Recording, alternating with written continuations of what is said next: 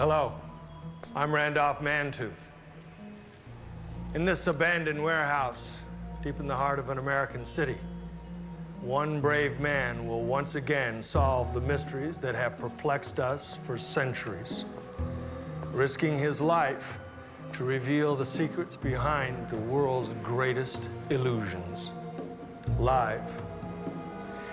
He's the first magician ever to dare show us how the tricks are done. But with that comes a price. He must forever keep his identity hidden or run the risk of almost certain death. He must become the masked magician. So, stay tuned. In exactly 2 minutes, the mysteries of magic will be revealed. Cut. And we're clear. I think I need more light than this. You told me it was an emergency. You said someone's life was in jeopardy. Yeah, didn't you hear what Randolph Mantooth just said? It's hype. Wait. See that man? Thousands of magicians would like to kill him for this. When they show up, give me a call. He's telling millions of people how the tricks are done. The magicians all want him dead. Look, I'm not going to be used as a PR stunt. And you won't be. Melanie Cooper, I'm a publicist from the Fox Network. I would never exploit this situation for promotional purposes. Well, maybe you wouldn't, but he would. I know him. He wants Randolph Mantooth to tell the audience that the masked magician is in so much danger that homicide detectives had to be standing by. Got to admit, it's a real grabber. Bye. Hey, if you were any good at your job, you'd have thought of it first. 5 seconds there. You are about to witness an astonishing illusion. An arrow will pass harmlessly through the body of the masked magician, striking the bullseye behind him. And then, if he survives, he will share the secret of how it was done. To protect his identity, you will not see his face nor hear him speak. The trick begins with his assistants dancing in front of him. One of them hands him an arrow, which he stabs into the bullseye to show that the sharp point is real. An assistant gives him a rifle. He endows it with magic powers. Then loads a charge into it.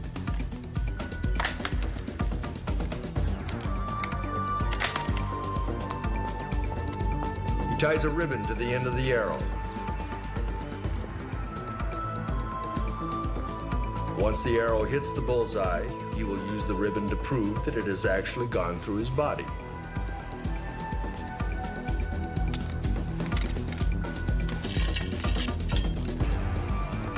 Watch closely. Maybe you can see how the illusion is done. Here's a hint. Ask yourself why he's using a rifle instead of a bow to fire the arrow.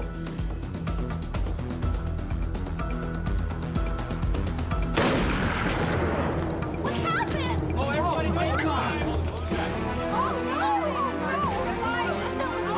He's cleared out of you. Knew about my secret past as a call girl, my affair with his brother, and the forged checks. I had to kill him, Doctor. You would have gotten away with it, too. If only you hadn't polished your fingernails. Read her her rights. Oh, make sure that she gets one of these pills 3 times daily. Well,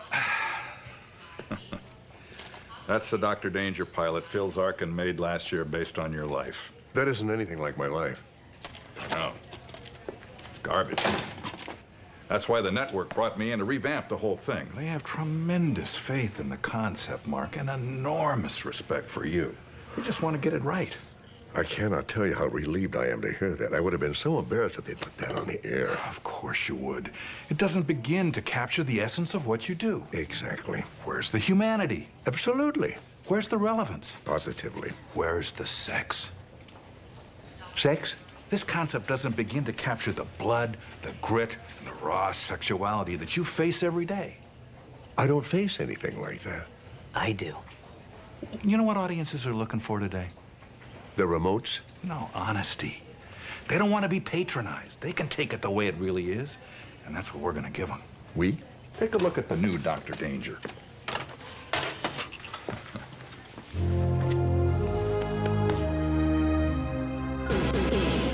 He knew I was a hooker, that I'd seduced his wife, and that I was emptying his secret Cayman Islands account. He had to die. You would have gotten away with it, if only you'd changed your perfume. That's right. I smelled it on the corpse at the crime scene. And on you the first time we slept together.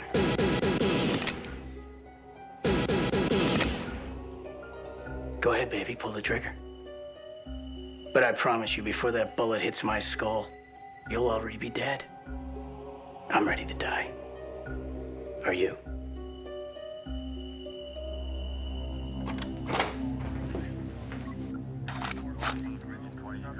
Read her rights.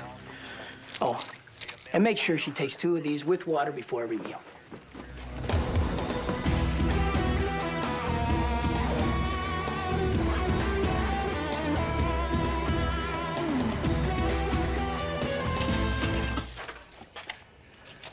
Don't thank me. Actually, fixing it was pretty easy. I just imbued the show with an unflinching realism, and then I combined the Mark and Steve characters into one dynamic hero, your basic doctor with a badge. I don't have a badge. Well, you're a police consultant, same thing. I don't carry a gun, and I don't sleep with my patients. What's important is that we imbued your character with a reality. Look, I didn't sugarcoat this bullet. That show's mindless. It's superficial. It glorifies violence and demeans sex. And that's exactly why NBC is putting Dr. Danger on at 9 opposite the hit sitcoms on UBC and the freak show specials on the Fox network. It's a disgrace to the medical profession, law enforcement, and anything else worth believing in. And I don't want anything to do with it.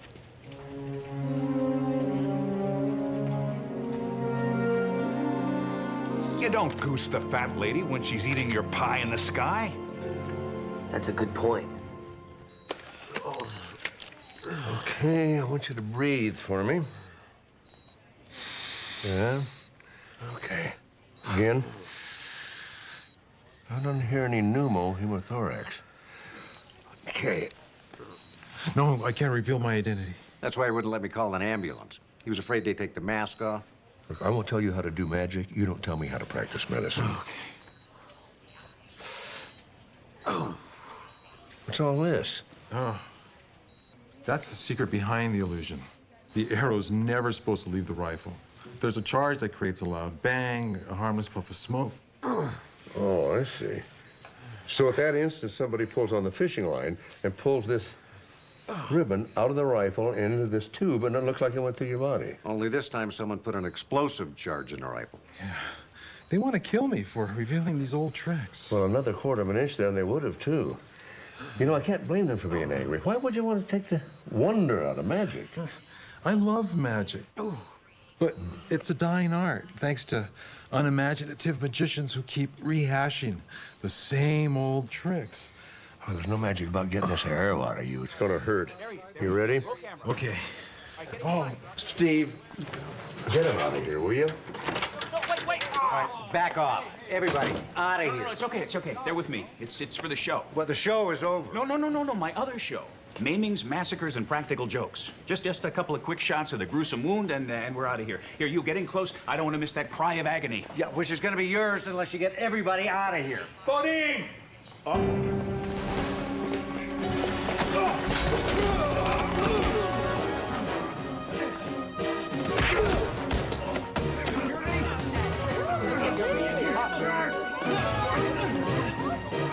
What'd you do that for?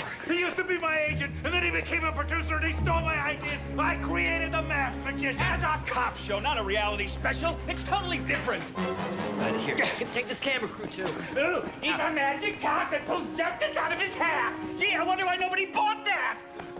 Nobody slides on my gutter turf, pal. You can take that to the bank and smoke it.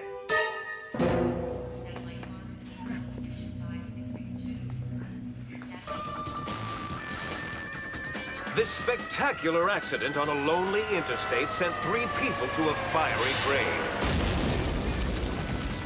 But it was a minor fender bender compared to this bone-grinding smash-up that killed 2 cheerleaders. All this and more, tonight on Red Asphalt. America's bloodiest car accidents.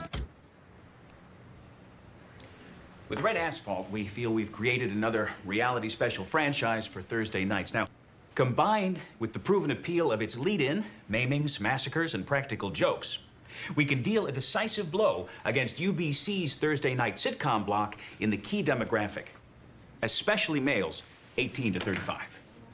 Cheap, male-skewing programs. I can never get enough of them. And considering the success of The Masked Magician, I don't think our audiences can either. Well, not all of them, Mr. Lustig. The viewers for Better Television have branded our specials trash TV and launched a national boycott against our advertisers. Great. Publicity. And the hate mail continues to roll in. 12,000 letters at last count. Great. They're watching. I want 4 more Red Asphalt specials for sweeps and 2 more Masked Magician shows. But, you know, bigger.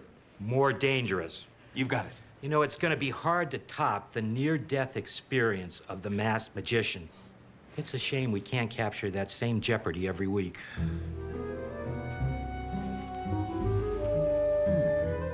Mark! Derek Shaw, I'd like you to meet the real Mark Sloan. Whoa. We're gonna spell Sloan with an E to make the character my own. Oh, I see. Why are you wearing a lab coat? Oh, well, Jesse was showing us around. Derek's absorbing his character. You guys are an hour early. Let me see your piece. I don't have a piece. I got mine. That's not loaded, is it? It is in here. I see. So, shall we get started? Listen, thanks for lending us your boy, Mark. He brings truth to the table. Really? We better get moving. There's a lot to absorb. You know, his script is gonna be raw, but I like it that way. You're writing a script? It's gonna bring the show the sharp edge of reality and protect the integrity of the Mark Sloan character. With an E. Perhaps Dr. Travis should work on his own integrity first. Mark. Hey, can I see your piece? Well, as long as you keep that wound clean, kind of take it easy, I don't see any reason you can't go home right now. Well, I'm going straight over to the studio and start rehearsing for tomorrow night's broadcast. I don't think that's a very good idea. The Masked Magician's performing despite fervent protest from his team of top surgeons. Use it. You just told me I was fine. Yes, but I think there's a very good chance that whoever sabotaged that trick is going to try it again, and next time you may not be so lucky. Daring death for you, the viewer. Use it. If I was going to be scared off, I never would have done this in the first place. Besides, I'm getting a big raise. Whoa, whoa, whoa. Oh, no, not for me, you're not. Then I'll get it from GBS, where I'll be doing my next special. Use that. All right. Fine. You've got it. But this stays quiet. That's one secret I'll keep. It's my identity I'm revealing on tomorrow night's broadcast. What? You are going to get yourself killed. You are going to get the show killed. My show's about revealing secrets. If I don't do this, I'm a hypocrite and a fraud. Of course you are. You're on TV. That's what people expect you to be. You know, you obviously have no understanding of this business at all. Besides, as long as I'm masked, I'm replaceable. He understands. I'm gonna just assume it was the drugs talking. You know, it's sad what's happened to television. These days, it's all about ratings. It wasn't supposed to be like this. TV was supposed to unify us, to help us understand ourselves and each other through intelligent programming. You're serious about this, aren't you? Well, my father was Pat Cooper. Pat Cooper, the founder of NBC? I guess maimings, massacres, and practical jokes wasn't exactly what he had in mind when he started the network. He saw television as a kind of window to the world. He just didn't foresee how competitive the medium would become. Pay-per-view, cable, home video, 5 networks, first-run syndication, the internet, all fighting for our limited attention spans. You know, I don't make him like your dad anymore. What are you doing over at Fox? I have to start at the bottom to get to the top. What do you want to do, run a network? Someday, if there are any networks left. For centuries, audiences have been mystified and entertained by the amazing feats of magic. Each magician takes an implicit vow to never reveal the secrets behind those illusions. But one man has broken that vow. The masked magician will pay for his traitorous betrayal of the art of magic. We will make sure he disappears forever!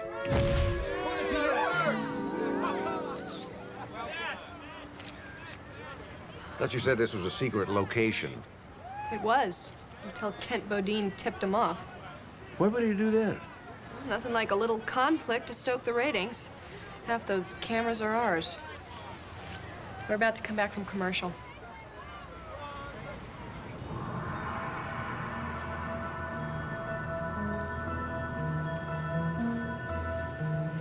This is who I am. Why have I revealed these secrets? To reinvigorate a declining art. By revealing these old tricks, magicians everywhere will be inspired to create new illusions that'll dazzle and amaze us, keeping magic alive. And now, I will put to rest one of the oldest illusions of them all.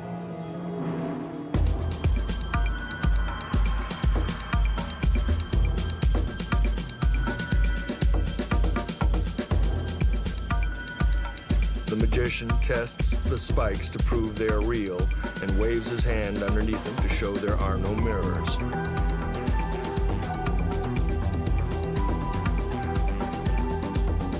Let me assure you, the spikes are as razor sharp as they look.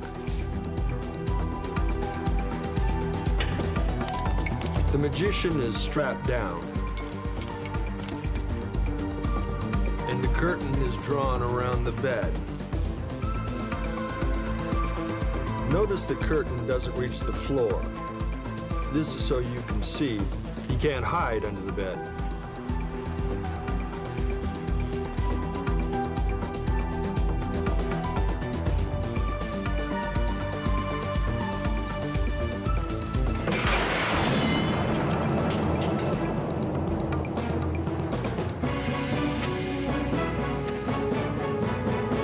Where is he?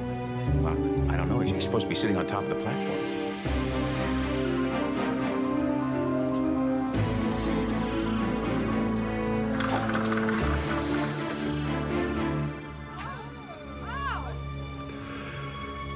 He's dead.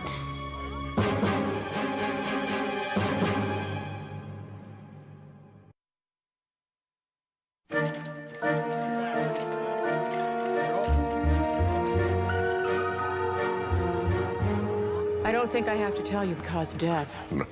What went wrong with the trick?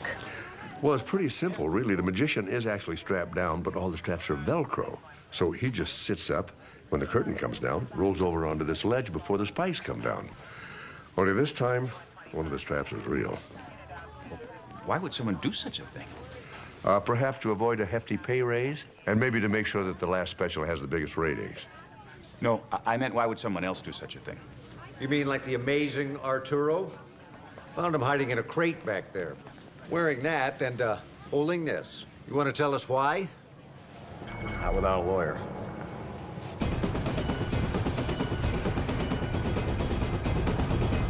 Since Allied Bottling bought GBS a year ago, we've allowed you to remain autonomous, run the network your way.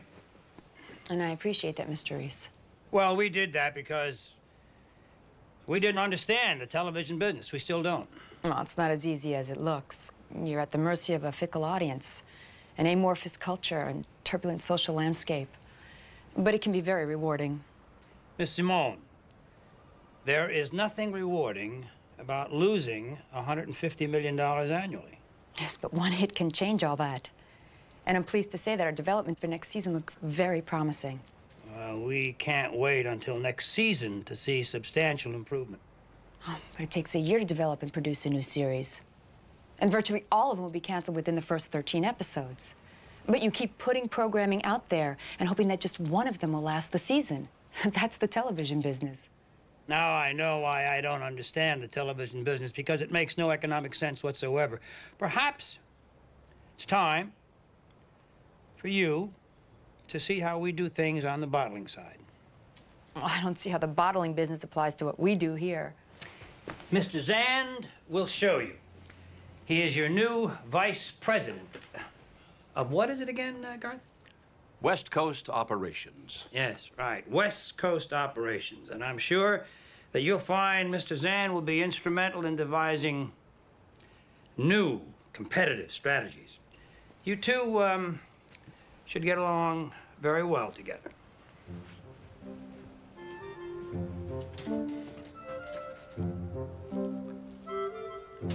I don't know anything about television.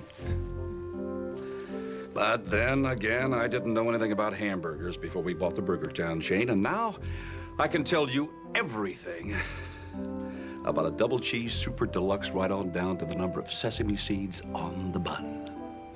Really? So, at first you'll forgive me if I ask a few dumb questions? Okay. Okay. For instance, why aren't we first on Thursday night? He's My Wife on UBC at 9 p.m. It's been the #1 sitcom on television for the past 5 years. Why are we second? Because the freak show specials on the Pox Network are very difficult to counter-program. It's pretty hard to top a live murder. Then why aren't we third? Look, Mr. Zand, all we can do is put the programs out there. The audience decides what it is they are going to watch. And that's the way it is. Well, then it seems to me that's the first thing we have to change. My lawyer advised me I should cooperate. You hired the right lawyer.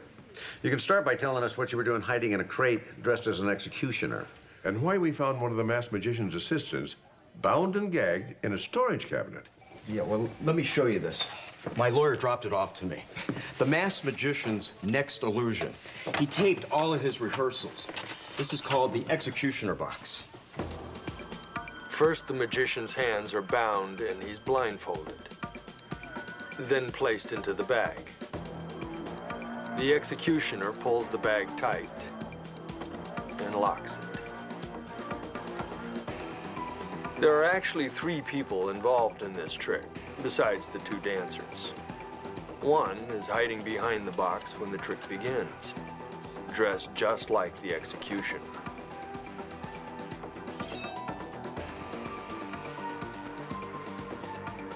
Now, when the woman dances behind the box, she stays and the 3rd person dances out.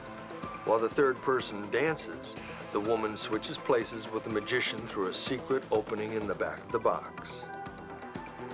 Then the 3rd person dances behind the box and the magician comes out in her place, disguised in the executioner's robe.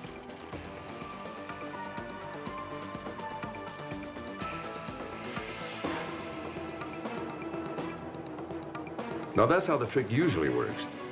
But you were planning to incapacitate the magician when he came out of the box and then replace him as the executioner. Yeah, I was going to whip off my hood and reveal myself and make a statement on behalf of the magic community against what he has done. Which means the woman in the trick had to be your accomplice. Now, keep her out of this. I take full responsibility. That a confession? Yes. And also an alibi. Yeah. Why would he hang around to sabotage a trick when he had already rigged the bed of spikes? Exactly. I'd be an idiot. Or else very clever. Or you could have set this whole thing up just to rule yourself out as a suspect. Yeah, well, unless you can prove that, I believe I'm free to go. Just don't disappear. So, where does that leave us? Well, right back at the beginning again. Now they got us on an accelerated production schedule. NBC's putting us on Thursday at 9. 9? Wow, that's the worst time slot on television. You're gonna be up against He's My Wife. But not against the Masked Magician. And against Red Asphalt, I think we're gonna come in second. All we need is promotable stories. Think big. Think bloody. Think Hooters. Hooters? Oh, yeah, I mean, that's one thing that Red Asphalt's not gonna have. Welcome to Community General Hospital. Wow, it looks so real. Yeah, it is. Right down to the gum underneath the waiting room seats. But what's the difference? No one's ever going to see it. It permeates, baby. The actors use it in their performances. They absorb it. You could have built a real hospital for what this place must have cost you. Well, actually, this set was a redress from Beyond the Beyond. It was the underwater sperm bank on Altair 2. You don't build the sets from scratch? You save money where you can. Actually, you know, some of these flats, they date back to Jake and the Fat Man. Who's that? Oh, now that's Dr. Jesse Travis. You told me I was a vibrant character with lots of levels. Well, the network thought a woman would be sexier, particularly one with a black belt. A doctor with healing hands and feet of fury. A definite improvement. Well, think big. Think bloody. Think Hooters. Hey, what'd the network make you do with her? Well, actually, nothing. She was perfect. First team on Well, the set. excuse me. Gotta go stroke the talent. I just hope Mark forgives me for writing this. I'm sure he will, as long as you don't make him look bad. Hey, that's why I'm here. Burley insisted that I come here and ground the show in reality. Quiet on the set. And action. Don't you worry, Timmy. You're gonna see tomorrow. And a lot of tomorrows after that. You'll know love, heartbreak, pain, happiness, that crazy kaleidoscope of experiences we call life.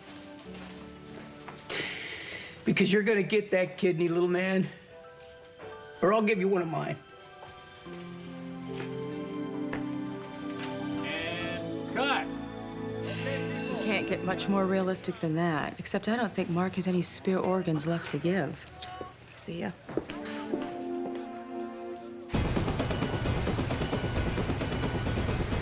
Excuse me, Melanie. Hi. Hi. Where can I find Kent Bodine? Oh, he's in the editing room putting together the next episode of Maimings, Massacres, and Practical Jokes. You know, what kind of people watch that stuff? I don't know, but there are 15 million of them. And all of them, and probably a couple million more, will watch just to see the masked magician get murdered again. He's going to use that footage. Man has no shame. That's what makes him a good producer. Third door on the left. Thank you.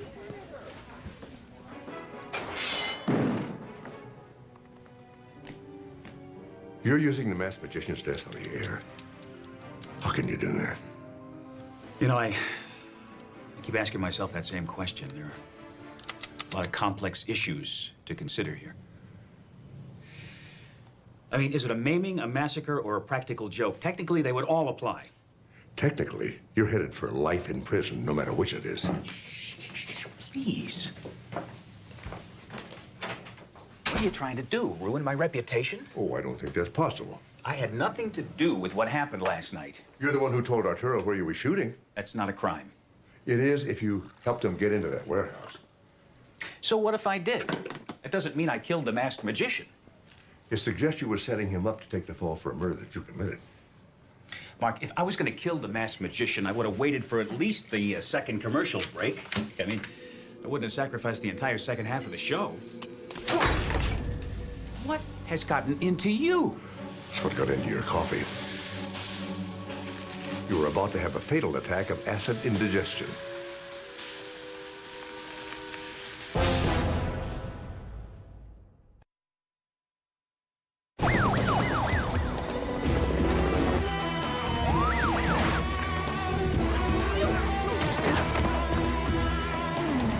Derek Shaw is Dr. Danger.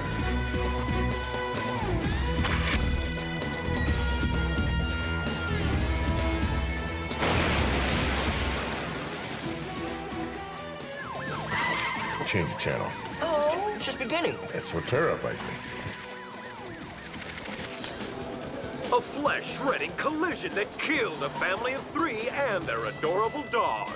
All this and more on tonight's premiere of Red Asphalt, America's worst car crashes.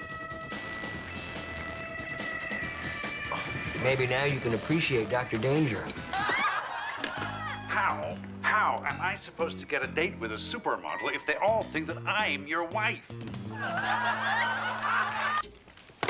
Who was that? It's Jerry Lane. He's the star of He's My Wife. It's the most popular show on television. You know, there are other programs besides Baywatch. Why was he wearing a dress? Well, because Jerry's best friend has to marry within a year or he loses $300 million inheritance. What has television come to? Well, it's getting to be murder. You know, I don't think whoever killed the masked magician did it to stop him because he was giving away tricks. I think it's about ratings. But the only one that benefited from those ratings was Kent Bodine. And someone tried to kill him, too. He could have staged the attempt on his life to throw suspicion off of himself. I don't think so, because he didn't know it was coming. And I think he would have done something a little flashier than just put acid in his coffee. No, I think the sabotage and the killings are all about Kent Bodine's hit specials. You mean his trash TV? What are you doing? Trying to capture your voices for my Dr. Danger script. So keep talking, but be authentic. Just so you know that Dr. Danger has nothing to do with reality, how can you write for it? You know, I think you're taking this a little too seriously. It's just entertainment. I don't mind being an Asian woman with healing hands and feet of fury that fight injustice. Why should you mind being a doctor with a badge? You sound more like Jackson Burley every day.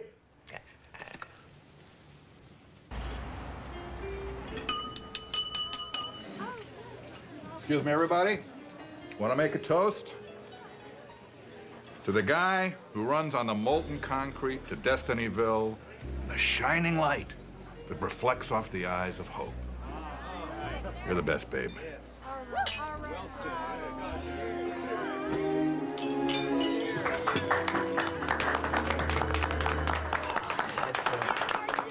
That tore, Jack. To the bone.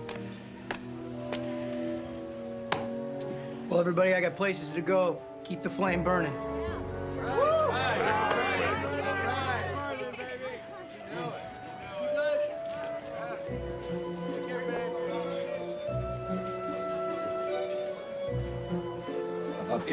Excuse me. I hate to bother you, Mr. Shaw, but my little niece, Katie, would just kill me if she knew that I saw you and I didn't get your autograph. My pleasure. Oh, here, just use my back right there. This is very, very exciting. Okay. Yeah, listen, I thank you. I thank you so very much. Dr. Sloan.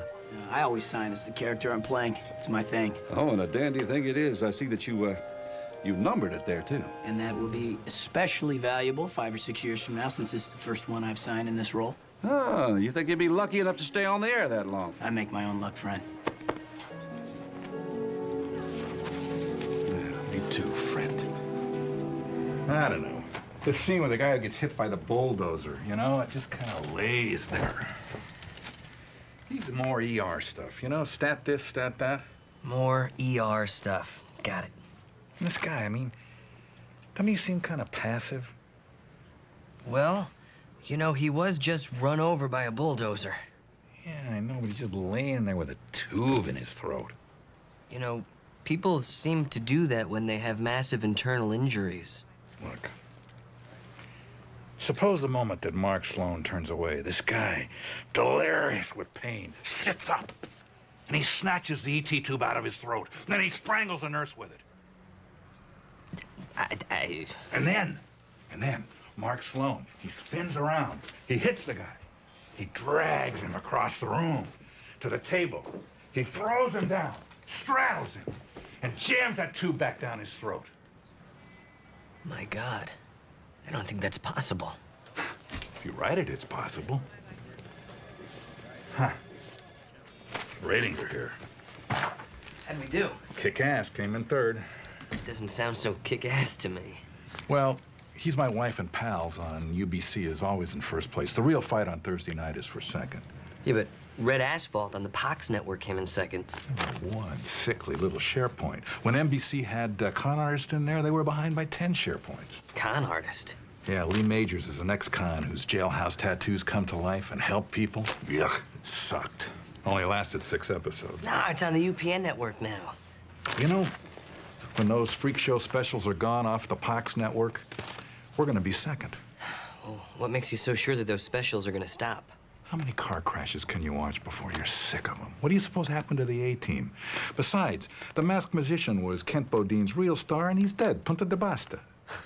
How fortunate for us. Hey, that's TV, baby. You never know which way Lady Luck is gonna spit. You just hope it's not in your breakfast.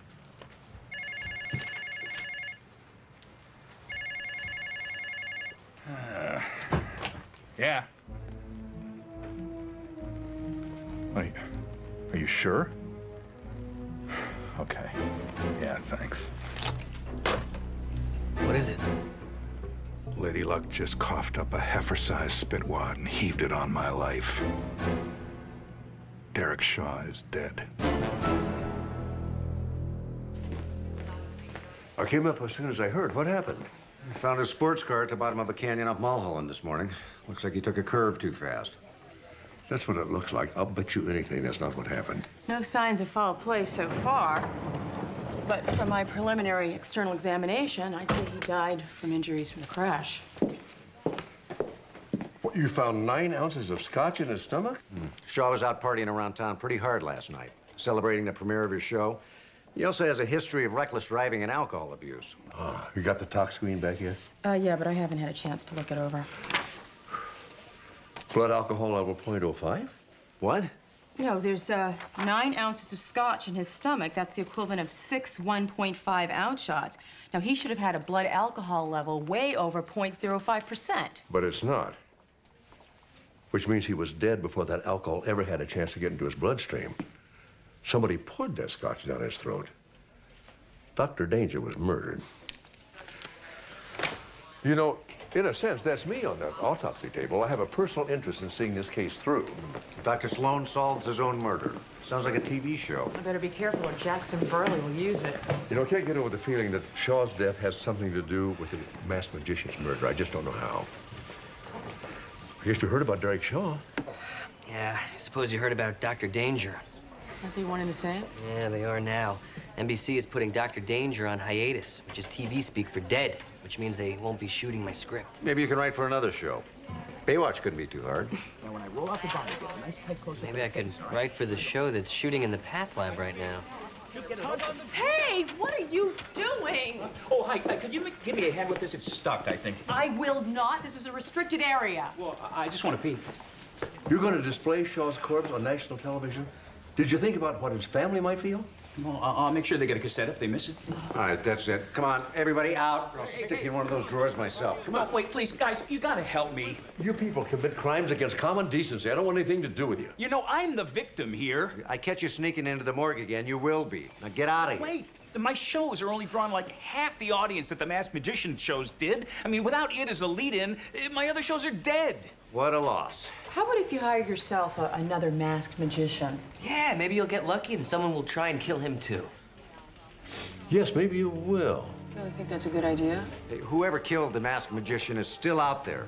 It'd be suicide for another magician to take his place. Yeah, but you know, it'd make a great special. Yeah, yes it would. Which is exactly why you have to do it.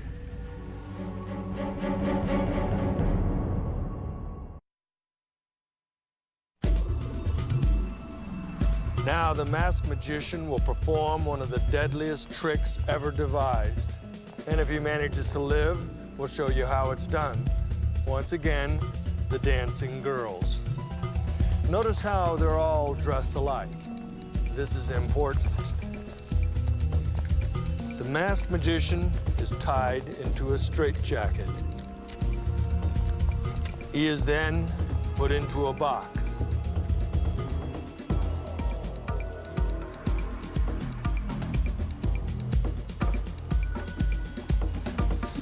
The box is then sealed tight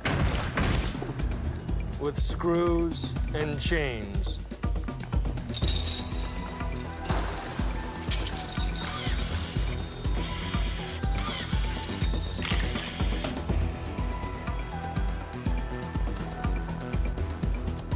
Now it gets deadly. I can assure you these are real sticks of dynamite. The suits they are wearing are standard bomb squad issue for their own protection. No matter what happens, keep rolling. And now they light the fuse.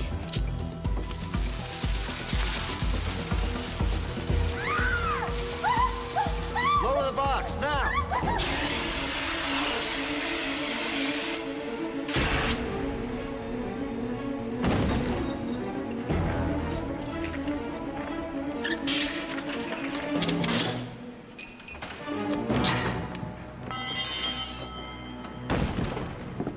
How'd you get in there? Ask him. He almost got me killed. You can only blame yourself.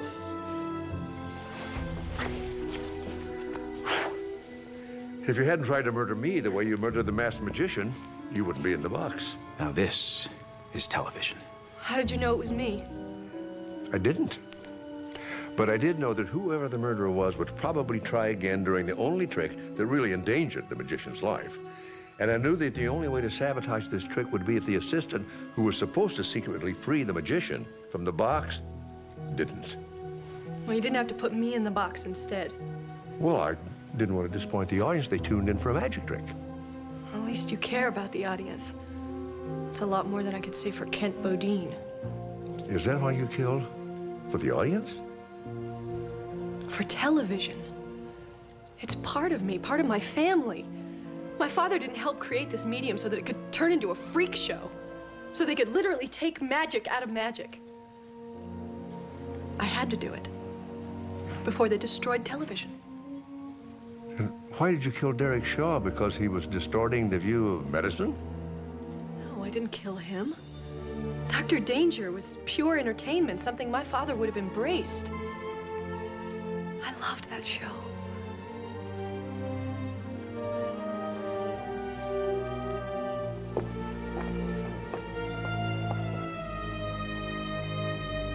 So, how did you get out of the box? And how did you get her in? Magic. Mr. DeBono will see you now.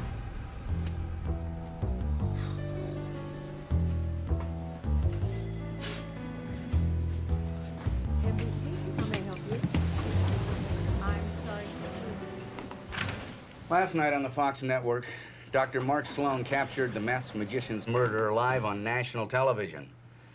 And they're planning on re-showing that show again tonight.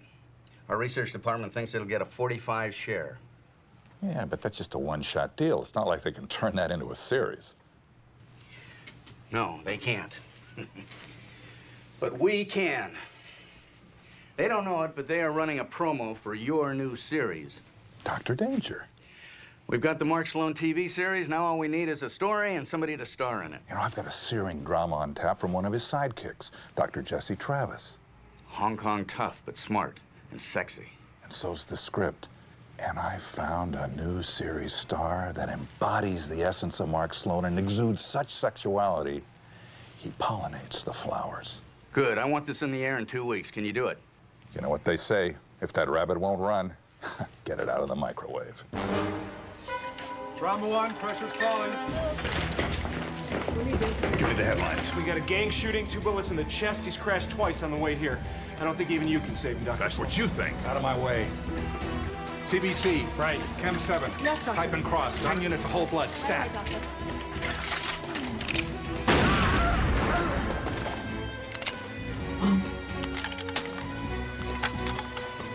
Get his blood type. There's a kid upstairs waiting for a kidney. And if there's a God in this world, we just found it for him. Yes, Doctor. Cut and print. All right. Hey, so how's it feel seeing your words come to life? Well, those weren't exactly my words. And I didn't exactly write that scene. Well, don't thank me for the tweaks. You know, the truth was there. I just found it for you. I didn't know you were an actor. Well, neither did I until today. But you know, I've always wanted to be an actor. Well, the scene is over. Shouldn't he get up? Well, he's a method actor. He's into his part. I think his performance is almost too good. What can I say? I got a great eye for talent.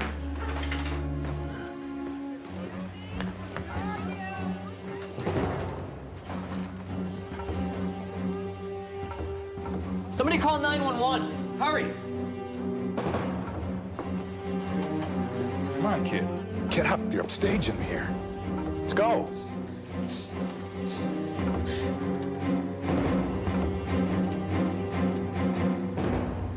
Those bullets were real.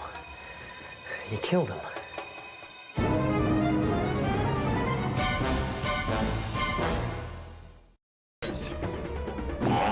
And practical jokes. A special chilling report. Homicide in prime time. Right now, you're probably sitting at home, expecting to be entertained. Diverted from the stresses and irritations of everyday life. It's your time to kick back and relax. But for the people who work in this medium, this is no time to relax. No time to let down their guard. Not when violent death can strike any time, anywhere, at any network. In just this last week, one of the world's most celebrated magicians attempting a daring feat of legerdemain right before our live cameras.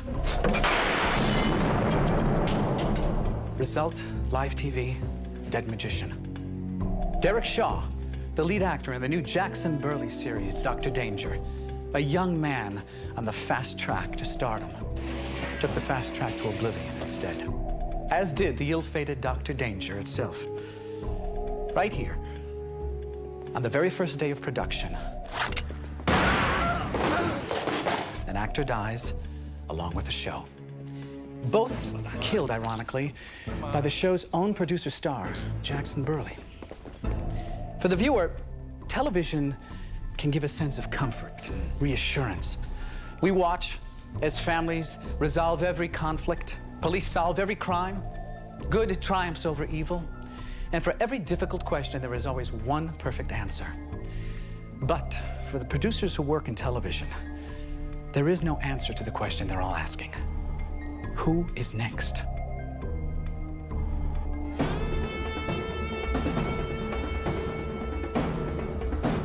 No serial numbers. Filed off. And no fingerprints except for Burley's.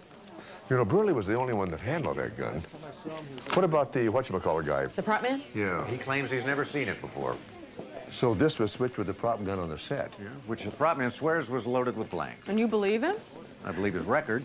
22 years in the business without a single accident. I don't think the word accident describes what actually happened on that set yesterday.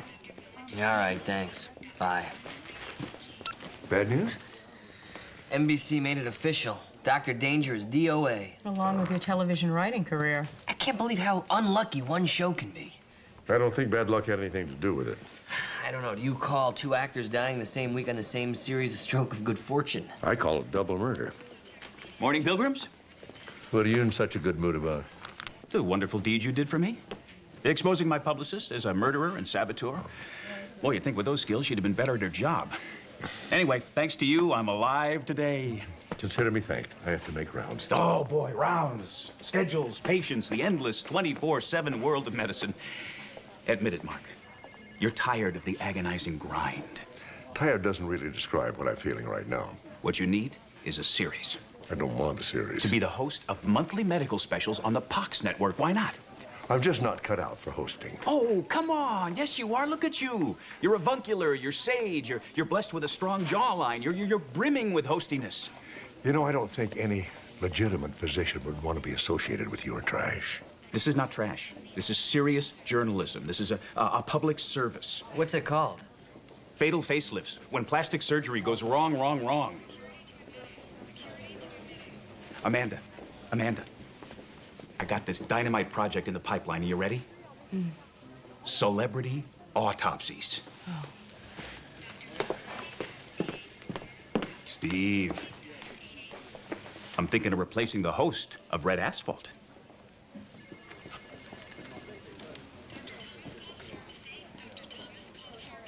Right demographic. Wrong jawline.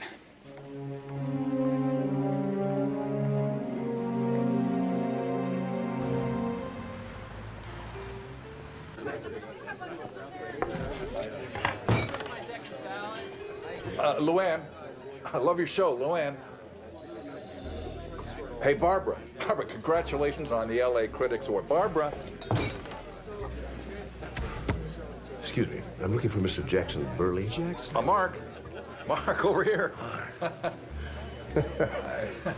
little trouble spotting you. Yeah, no kidding. Even Jessica Fletcher couldn't spot me over here. Listen, pull up a chair if you can find room. May I?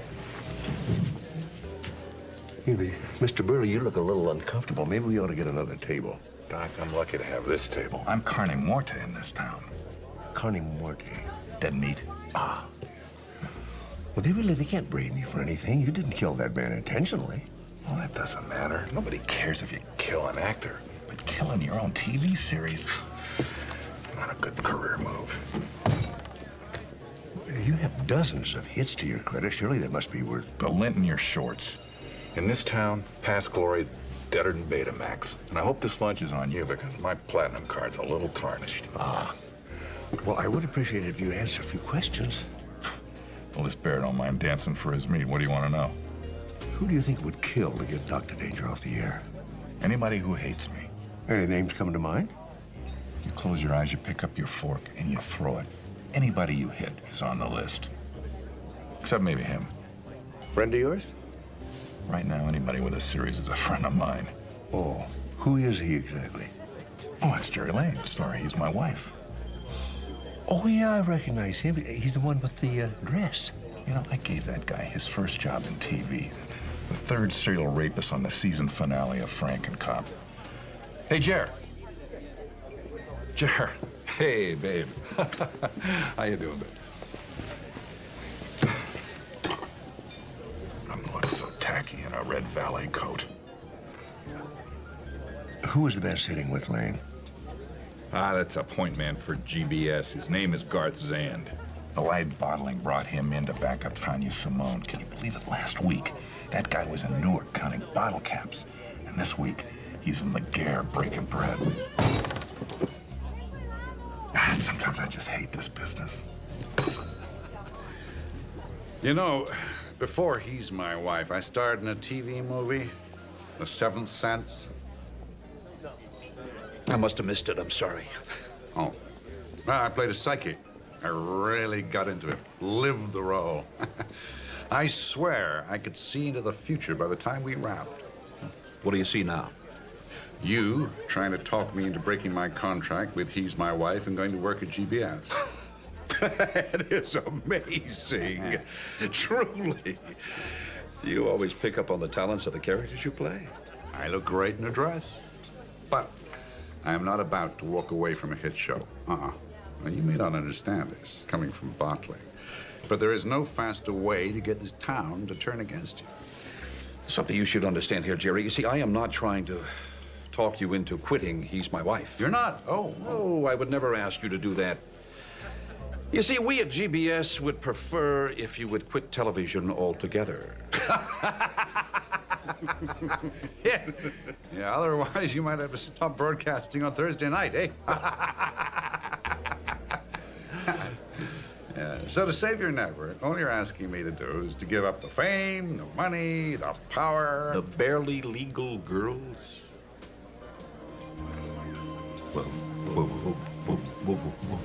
You are stuttering, Jerry. But then I guess that's what comes from working all day and partying all night. Who were you with last night, Jerry? Was it Joan the brunette? Or was it that blonde, Ellen? Or the redhead? What's the little redhead's name? Ramona? No, she's a beautiful girl. And smart. You see, they're all smart girls, Jerry. You know them? Sure. They all work for Allied Bottling. Special executive secretaries. You should take a peek at their resumes, but then again, I guess that you already have. You set me up. You know, I always felt that I had some psychic abilities myself. For instance, you know what I see right now? I see you and your wife enjoying a very happy retirement.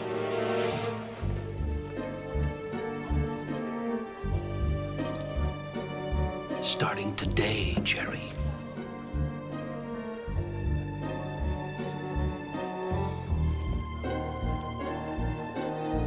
Looks like your friend Jerry Lane just got some bad news.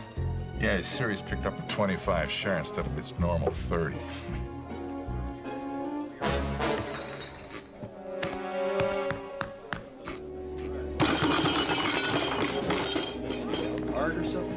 Should you speak? Turn around.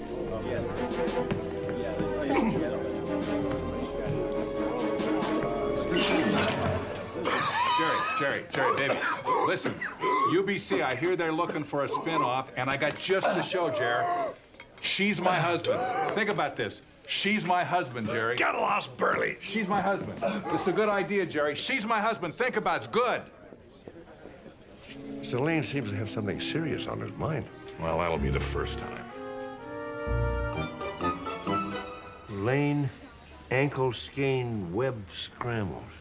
You want to translate for him? That means that Jerry Lane just quit He's My Wife and UBC is in a panic.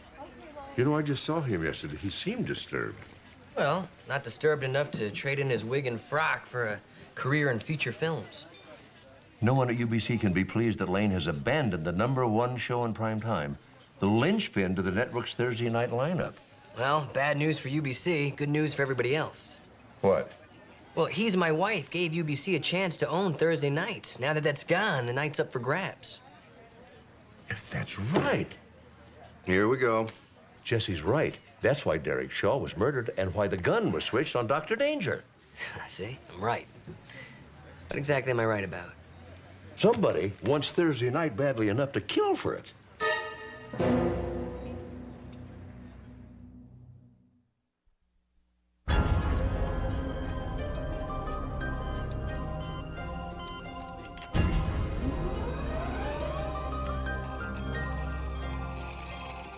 Surgeons, the elite of the medical profession, experts with scalpel, saw, and drill. We trust them with our lives and hope they know what they're doing. Unfortunately, sometimes hope and trust clash with grim reality. And the patient pays the price when operations go bad. Wow. That is an all-new low for television. Even for Kent Bodine. Tonight's episode, lethal liposuction. A teenager pays the price when her thighs collapse. Disgusting. Where did you get this? Kent Bodine sent it to me. He wants me to be his technical advisor. Well, I have a piece of advice for Mr. Bodine. How about that? Okay. Put it over here in the corner, guys, if you will. What's that? This is the Thursday night primetime schedule. They say the most watched night in television. And the most lucrative, millions of dollars spent on ads every minute. Along with a life or two. Yeah, starting with The Masked Magician. And then NBC put Dr. Danger on the schedule. Which was taken right off after Derek Shaw's murder. And after Mark caught the masked magician's killer on national television, NBC brought Dr. Danger back to life. Starring Jackson Burley, who shot a day play for his first day of production. Goodbye, Dr. Danger. Which left He's My Wife on UBC as the highest rated show on television. Except the star opted for a sudden and unexpected retirement. That's right.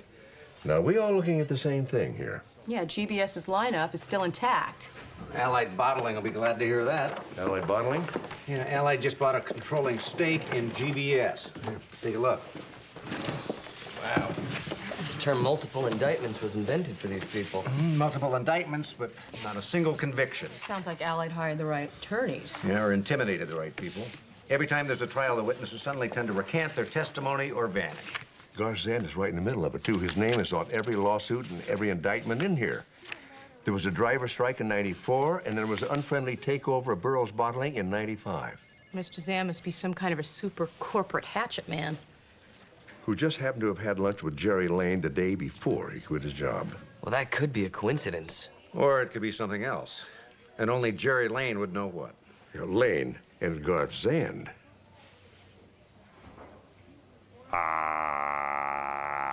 One more ah to do it. All right.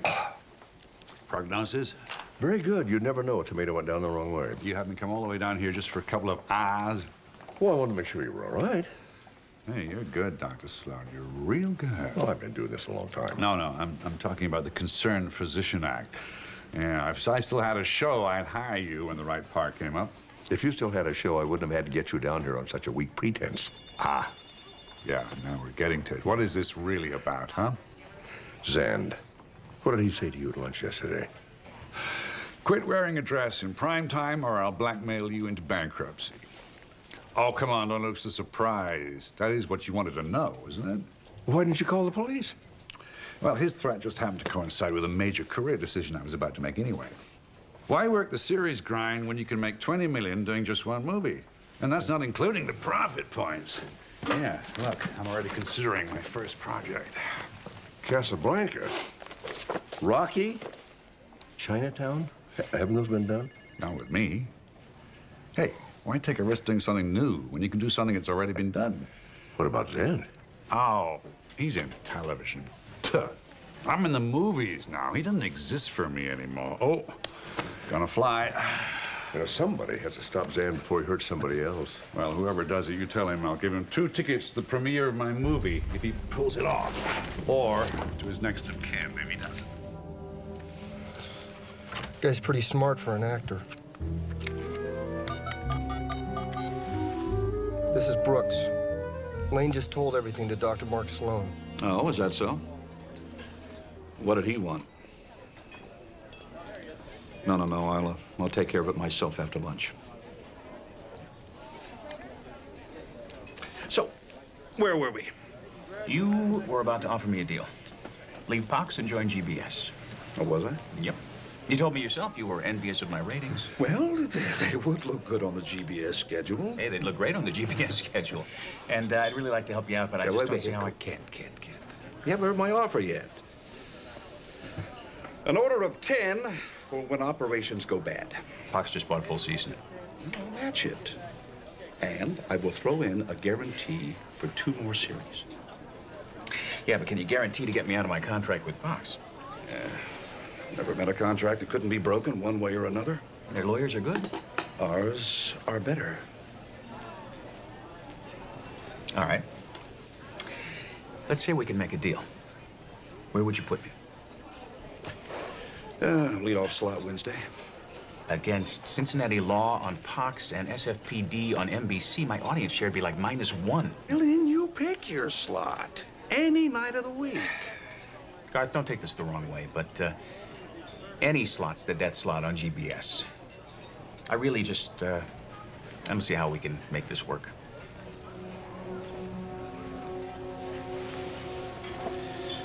I'm very disappointed, Kent. Well, no hard feelings, right? No, of course not. It's just business, nothing personal. Exactly. And hey, thanks for lunch.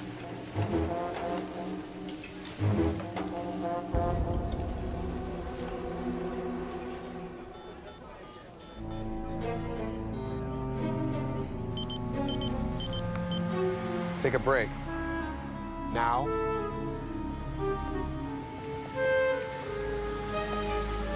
There you go. Hey, you want a nice tip, my friend? Don't bring the car back damaged, okay?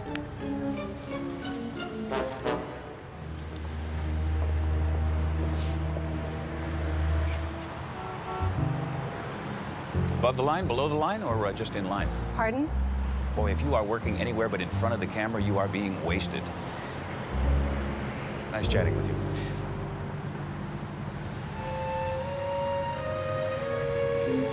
Is that a scratch on the hood? Oh, man, brand new car, they bring it back damaged.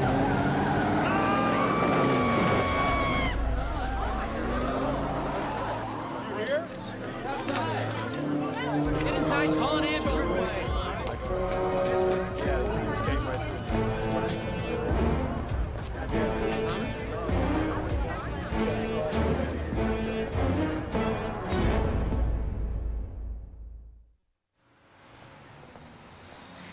There's got to be some way to get to Zan. Well, if there is, I don't see it. Jerry Lane won't talk. And we can't connect Zan to Derek Shaw's murder. Or the gun that killed the actor on the set of that Dr. Danger. So where does that leave us? Just trying to predict his next move, that's it. Like which actor he's going to blackmail next? Or which show he's going to sabotage. Well, unfortunately, there are 96 primetime shows on the air right now. Okay, gotta go. All right, see you. 96 shows, that's a lot of potential targets. Which just narrowed down a bit. What do you got? Dope male, mid-40s. No way. I'm a key demo, mid-30s. Severe body trauma, possible internal injuries. We immobilized his neck, started an IV, D5W. Okay, on my count. 1, 2, 3. Pressure once in over 70, pulse 80. Then to type in cross 2 units, whole blood. Kent, what happened? Got hit with my own car. Can't believe it. Probably ruined the front end. Well, cheer up. At least you've got another segment now for Red Asphalt. Here's a doctor now. I'll get back to you. How's Bodine? Doesn't look like anything serious. He's more worried about his car than anything else. I'll be relieved to hear we found it in an alley 6 blocks away, wiped clean. Any lead on the valet? No, only that he signed on this morning using a phony name. And he made sure he was the only one on duty when Kent asked for his car. Efficient and professional, just exactly the kind of operation Garth Sand put together. But why get rid of Kent Bodine? One word, ratings. Dr. Sloan? Yes, hello. No, I'm free. 8 o'clock. That'll be fine. Yes, thank you. That was Zand. What? Inviting me to dinner. Well, you want to take a piece? You have anything larger? Forget about that overpriced, oversauced junk that they serve at Laguerre. This is real food. GBS Jetstream just flew that in from Manhattan. So go ahead. Give it a taste. Very good. Little old guy from Okayama prepared that at a private club down on Fifth Avenue. You hit town, I'll take you down there. I appreciate the invitation. Thank you. And I appreciate Dr. Mark Sloan. In between saving lives, he solves murders. That's a real double threat. Well, so are you, Mr. Zand. In between running a network, you solve problems. Like Kent Bodine and Jerry Lane? Well, maybe you could solve a problem for me. See, I got a development budget that the Pentagon would envy if you got an idea for a TV series. I can't help you there. I haven't a clue as to what makes a good television show, especially these days. Maybe you could sell me something else. Your goodwill, for instance? Not available. Even if the transaction involved a corner office and unlimited access to our jet stream? You know, Mr. Zand, there's no place I really want to go. I am happy being right here, just doing what I do. I see. You get everything you need from saving lives, huh? Yes, I do. That and solving murders. I understand. I'm very happy with my job, too. More, fugu. Fugu as in poison pufferfish? Fugu? Nothing beats it for flavor and charm. Or lethal respiratory paralysis if it's not prepared correctly. Come on. What's life without a little risk, huh? Old age. Hey, Doc. You get back to Community General, say hello to Kent Bodine for me, will you?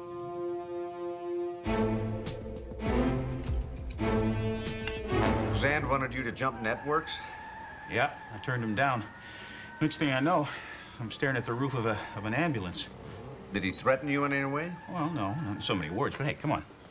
I say no to Zand. 10 minutes later, I got a tire tread across my chest. Will you testify to that in court? Yeah, sure. Right after I get done changing careers.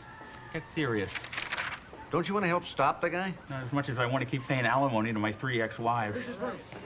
Okay, get in tight. Hey, get out of here! Get these people out of here! Let's go. Security! Somebody! Come on, just this is a private room! Jackals. Carrion eaters. Bottom feeders. Hey, wait a minute. Those bottom feeders look familiar. They should, considering you pay their salaries. There was a crew from Maiming's Massacres and Practical Jokes. Well, what are you doing standing there? Get him back in here, will you? Hey, fellas! Fellas, come on back! Come on back! Nurse, can I get a nurse in here? Oh. How'd the interview with Kent Bodine go? No better than your dinner with Garth Zand. He refused to testify? Yeah, which really doesn't matter, considering there's no evidence to corroborate his testimony. You're telling me that Zand's going to get away with 2 murders? You said it yourself, Dad. Zand is efficient and professional. And reckless. Well, what do you call a man who eats fugu? Lucky if he's still breathing. Well, I think it's about time his luck changed. Dad, right now with what we've got, there's not a whole lot we can do. Well, it depends. On what? How creative we are. Ah, steak tartare for lunch. A nice choice. Why don't you like a 29 share for dessert? Well, you want to schedule a pitch? You talk to Tanya. Not a pitch. It's a question. Who wears red, breaks into your living room, and carries a Glock 9? If your kids are in trouble, he'll be there with 8 vicious reindeer as backup. Santa Claus. Sergeant Santa Claus, a Christmas hero. He's making a list. He's checking it twice. Pray you're not on it. Very interesting, but you go over to... Hey, what in the... Hey, pal. Hey, I didn't order that. Compliments of the house. Whoa! Well, doves are a dime a flock, but a good martini in this town, rare as a hit series. Ah. The amazing Arturo at your service. Oh, gee, let me guess. You got a magic show to pitch. No mass, no controversy, and no dead bodies. And no audience. You got nothing to promote, Jocko. Oh, but you haven't seen my lovely assistant.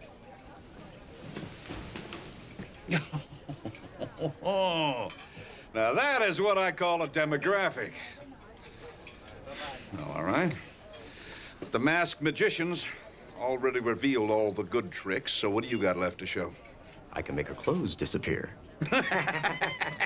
All right. I'll drink to that. When Allied Bottling took control of GBS, this network's share of the vital 18 to 49 demographic was below a 2.5. Now, it's hovering at a 3.7. And it's risen to a 4.5 on Thursday nights. Sybil Shepherd. Sybil Shepherd is a proven commodity. Her past series have drawn strong in the demographic we're looking for.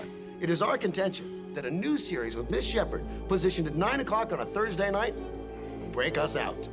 Sybil Shepherd is safe and traditional.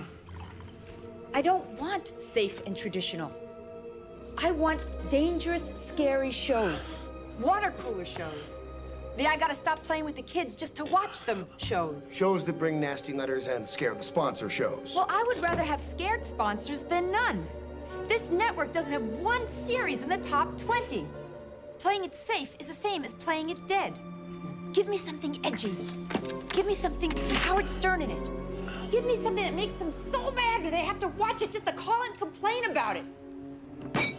Garth? Are you all right? Garth? Garth? Garth? Oh. Garth, are you okay? All right? Oh, my goodness. I can believe it. Oh. Call 911. Somebody call 911. Garth, are you okay? Can you hear me? All right, come on. Come on now. What's the matter? Can you tell me?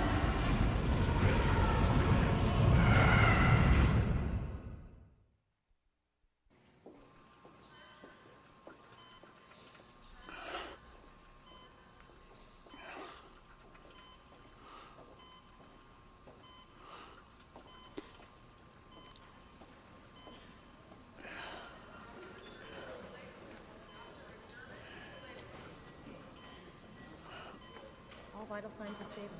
How's Mr. Thomas's level of consciousness? He's responding to pain, but not verbal command. Well, considering he took 90 milligrams of benzodiazepine, it's a miracle he's responding to anything. You know, until his liver detoxifies, all we can do is monitor his progress.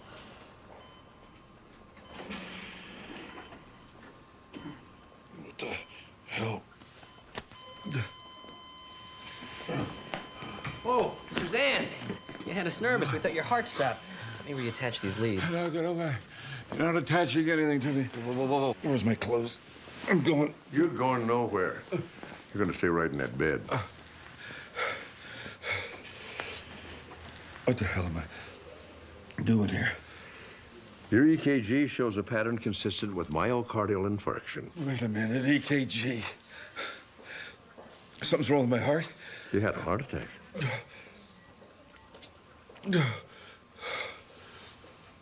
Bad? Not so bad, what? It's not good, but it's not too bad. There's no sign of arrhythmia or any obvious discomfort. In English. Your heart's beating normal and you don't hurt, so you're out of the woods for now. For now? What do you mean for now? If you want to avoid another heart attack, you'll take it easy and get some rest. Oh, how much rest? Well, we're talking about a week in bed and several weeks of restricted activity, diet, and exercise. Oh, come on, Doug. I can't afford that much time away from my job. After what happened today, I'd kind of doubt you have a job to go back to. More likely you're going to jail, unless you got the right answers to some very tough questions about blackmail, extortion, and murder. But right now's not the time to ask him. I was just getting to the good part. Well, unfortunately, we have to wait till he's out of recovery. Get well soon.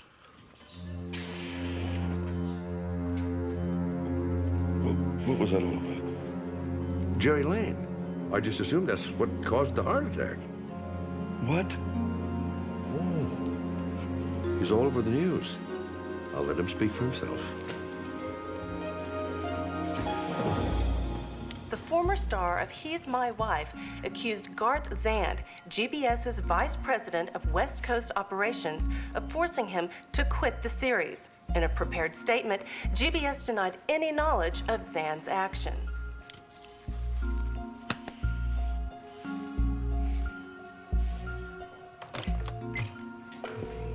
Nurses station, do you require assistance? Yeah, give me an outside line.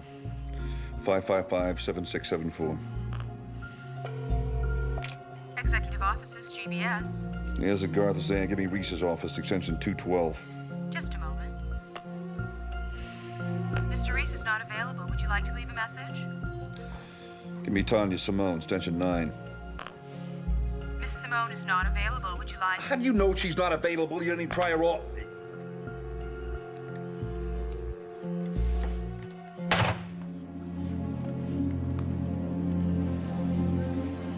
No, the answer's no. No pressure on Zand, not with an interrogation, not now. Look, it's been half a day. It's still too early, Steve. He's not ready. I'm sorry.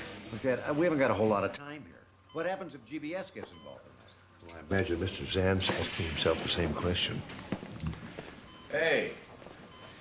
Listen, I treat you to a gourmet meal and you repay me with this? Well, I see the patient's mood hasn't improved any. How about his vital signs? Stable. And Dr. Tyson from cardiology had a look at him. You recommend a heart cath? Not yet. All right, if there's no change in the next 36 hours, transfer him to a telemetry bed.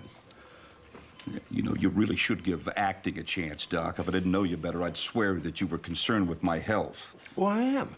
But not just because you had a heart attack. I'm not following. You and I both know how efficient and ruthless your employers are at handling problems. I say right now, you're the biggest problem they got.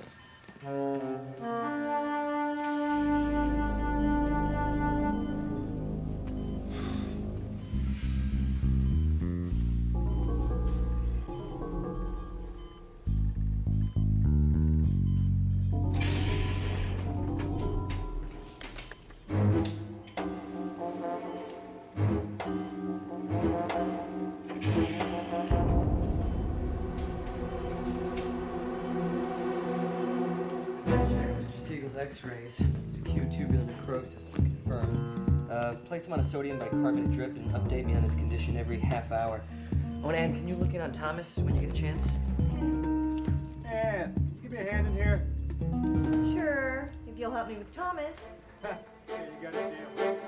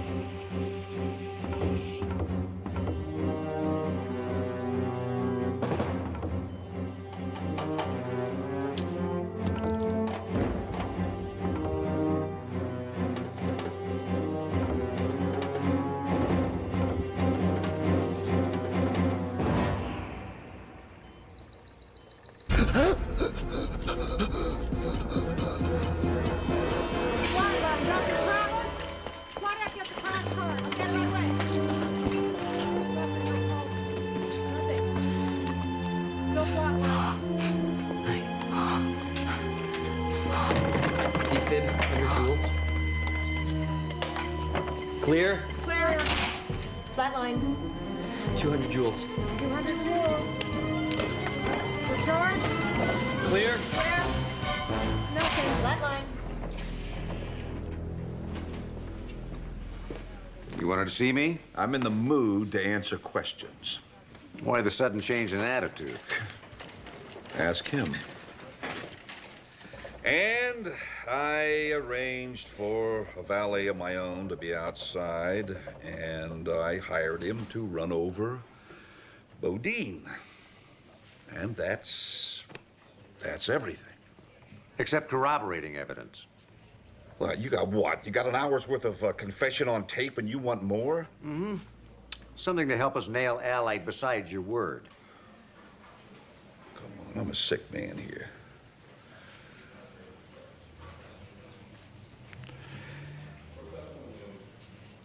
All right. I got a safety deposit box over at EMI Trust. It's got copies of Reese's, memos, email, computer disks, everything that you need. Thanks. The district attorney will be in touch. Hey, we're talking witness protection and immunity here, right? Don't worry, you're protected. And you'll get limited immunity. The kind you get when 2 premeditated murders are involved. Hey, I am a hired hand here. Now, Reese and all those guys over at Allied, Don't worry about them. This is one time the indictments will stick. Thanks to you.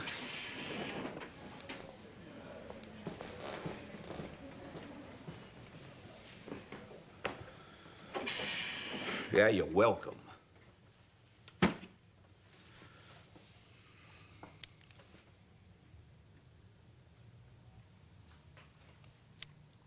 Oh, come on.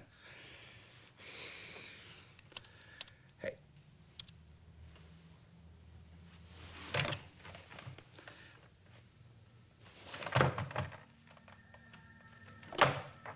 Hey! Hey, nurse! Hey, come on. Hey, come on. Everything's not working in here. Hey! Nurse!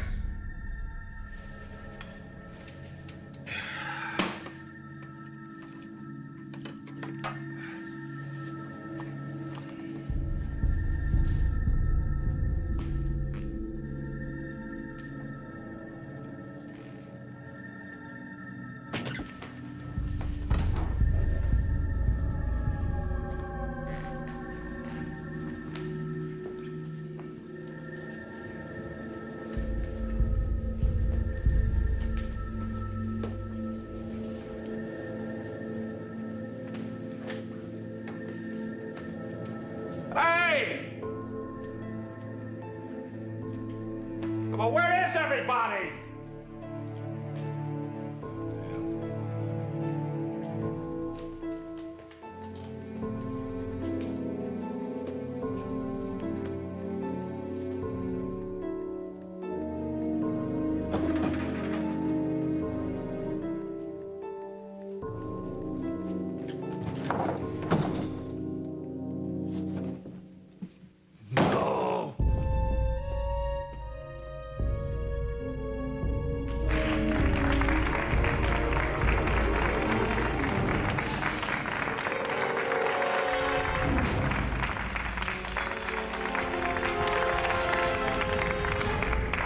Glad to see you looking so well, Mr. Zand.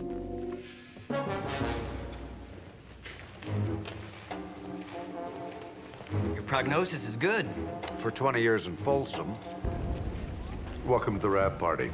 Piece of cake? All I want to know is how you pulled it off. With a little help from his friends. Starting with Laguerre yesterday. And about 10 milligrams of diazepam in your drink. And if you want that in English, that's a good old-fashioned Mickey. You know, it took several hours for that sedative to work its way through your system. And then when the emergency call came from GBS, we had alerted Central Dispatch to make sure that the right team of EMT showed up here, of course. Our team. And they brought you down to the Dr. Danger set. Which Mr. Burley so graciously lent us. Along with a little technical assistance. More like a live video feed for our phony newscast over there. And a live audio feed for the phone call you made. Nurses station, do you require assistance? Executive offices, GBS.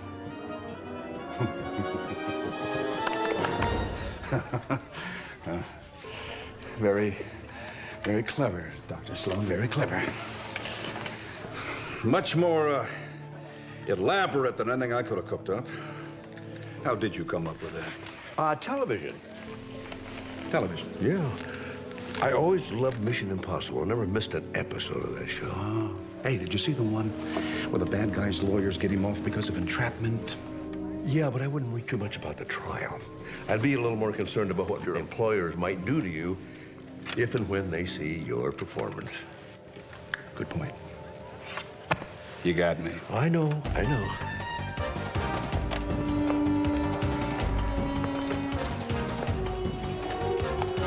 You know, I think there's a series in this, Mark. Oh, please. Now, he's going to start up with this again now.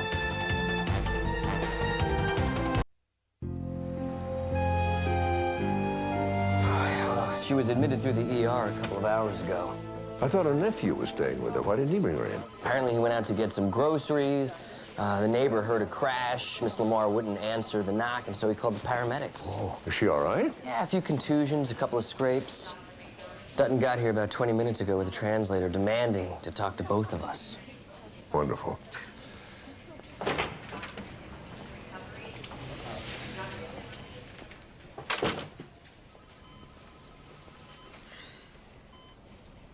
It's very simple. I'm aware that my condition is such that there is no cure, none. And I want to end it. I want to die. I want to make certain you thoroughly understand your medical condition. I know my condition.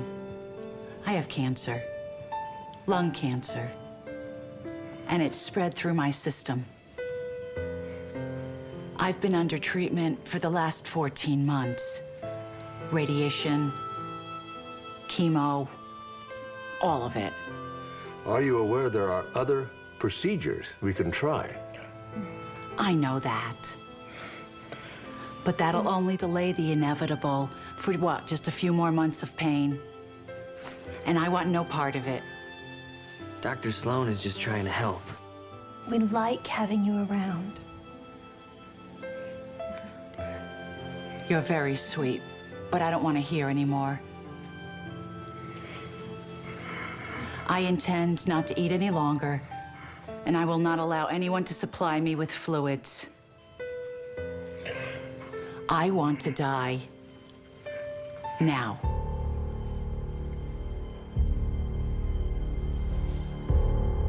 Realize that there are other treatments available to your aunt. There's a chemo-radiation combination from the National Institute. There is a... Please don't. Look, I'm not trying to be difficult. Neither am I. But understand, people have always been trying to tell my Aunt Franny what to do her whole life. Because she's deaf. Because she's stubborn. And smart. She knows what she wants. She always has. Look. This is her living will. And she's given me her power of attorney. She also wants a do not resuscitate order on her chart. Mr. Dutton, Dr. Travis is trying to tell you the other things we can do for your aunt. She doesn't want anything except to be left alone to die her way. But if there's something else... Look, Mark, I'm with you on this medically, but a living will does take precedent. And so does DNR. All we can do is follow the patient's instructions. I hope you realize what you're doing. It's Aunt Franny doing this, Dr. Sloan, not me. That's what I've been trying to tell you. But you agree with her. She's going to die. One way or another. There's no choice here. And I hate that. But I hate even more the idea of her being kept alive by a bunch of machines.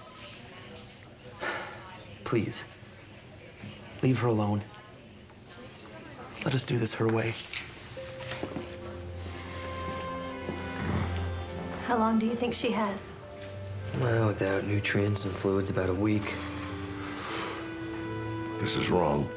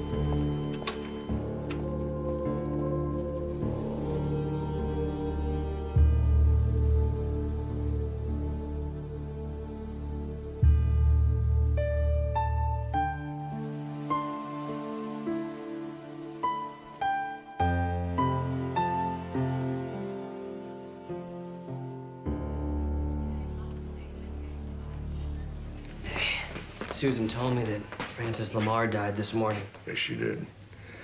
Dehydration and cachexia as a result of end-stage lung cancer, just like she wanted it. Took her 4 days to die. Well, we had no choice legally. But with that new radiation and chemo schedule, we could have had a chance. A very slim chance, you know that. And it is what she wanted. God, I just hate giving up without a fight. But it wasn't our fight. The fight was hers. So, I know we had to honor that, but I don't have to like it. Dr. Travis? Hi, I just heard about what happened. I'm sorry, I don't... Your patient, Frances Lamar, I just want to congratulate you on handling it in such a sensible way, even though I'm sure that was very hard on you. Excuse me.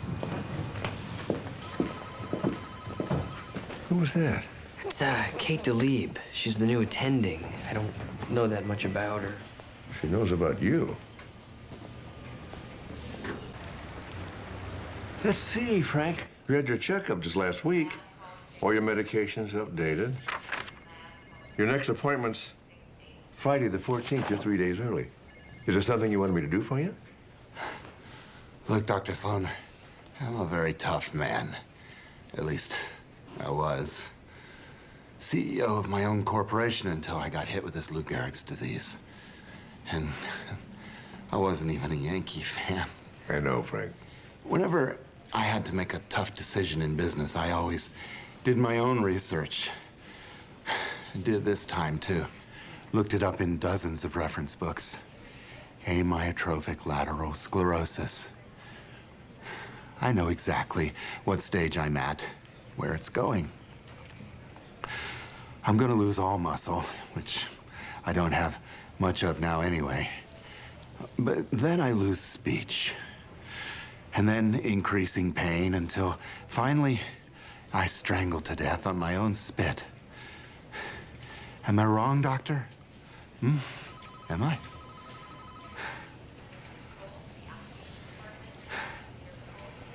Okay. That's why I'm here today.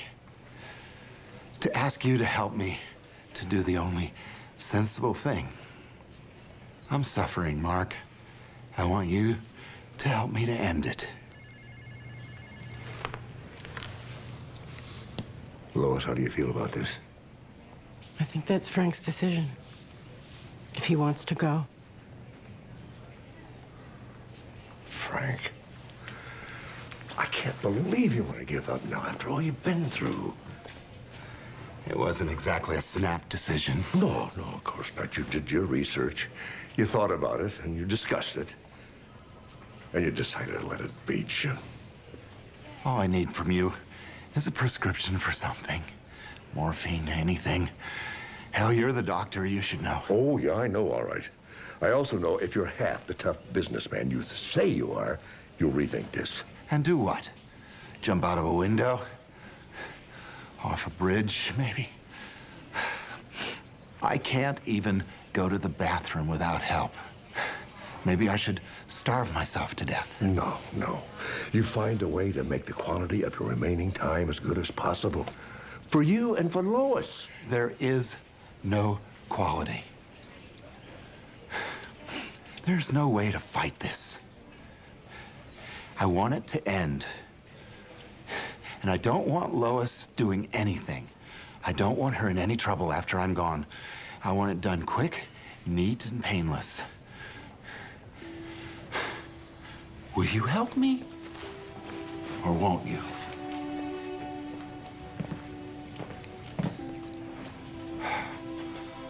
All right. I'll find someone who will. Lois, get me the hell out of here.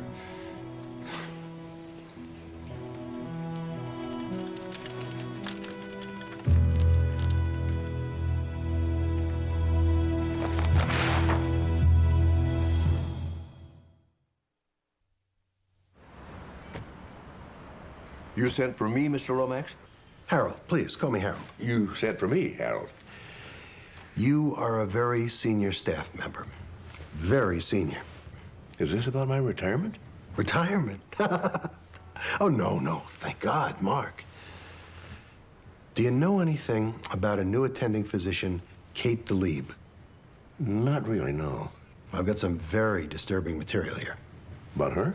From Oklahoma. Seems she was involved in one of those assisted suicide cases. In Oklahoma? Didn't get the sort of publicity that these cases usually pile up, but, you know, I've got it here somewhere. The district attorney in Enid came close to an indictment on manslaughter or something, but then they sort of dropped the whole thing because of the history of indictments and trials like that. And, well, it's just our luck she turns up at Community General. Well, didn't you or your staff look into her professional record, her vita? I'm looking into that, but that's not one of the questions we routinely ask. Have you ever been indicted for manslaughter? This is all we need with the endowment drive coming up. A Community General doctor on the 7 o'clock news for murder. Well, you said she'd never been indicted. I know. Mark, you were on the sidelines with that deaf woman that starved herself to death, but this is different. Believe me. Well, what do you want me to do, Harold? Well, the hell of it is, we can't just dismiss this Dr. DeLiebe without some reasonable cause. That would backfire. Mark, I want you to sort of keep your eyes and your ears open. God forbid anything should happen.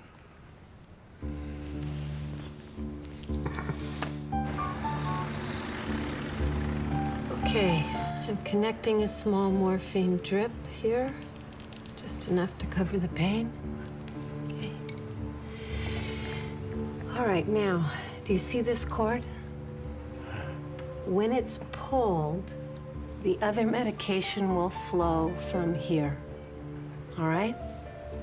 But it will only do so if you pull the cord. Do you understand? Yes. All right. I think we should try it before I actually put the medication in. I'm gonna wrap this cord around your finger. Let's see if you can pull it.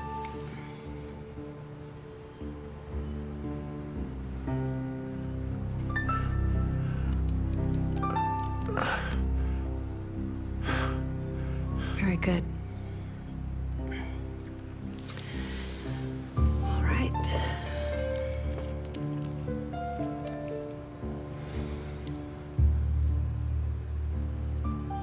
Now, Frank, nothing will happen unless you want it to. Unless you pull that cord. Do you understand? Yes.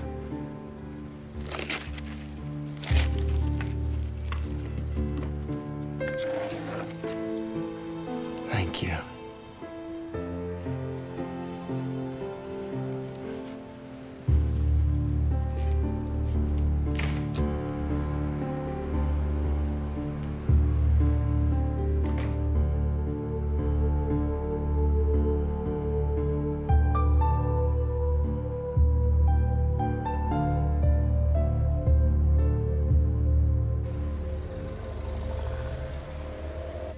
Frank Dugan was a patient here at Community General.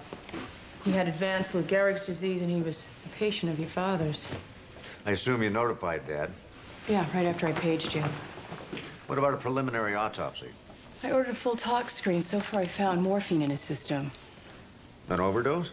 Doesn't look like it. I found a sedative and a long-acting muscle relaxant. If the dosages were high enough, it was probably that mixture that killed him. I'll have the vial and the tubing we found sent over so you can check it out. Is that him? Mm-hmm.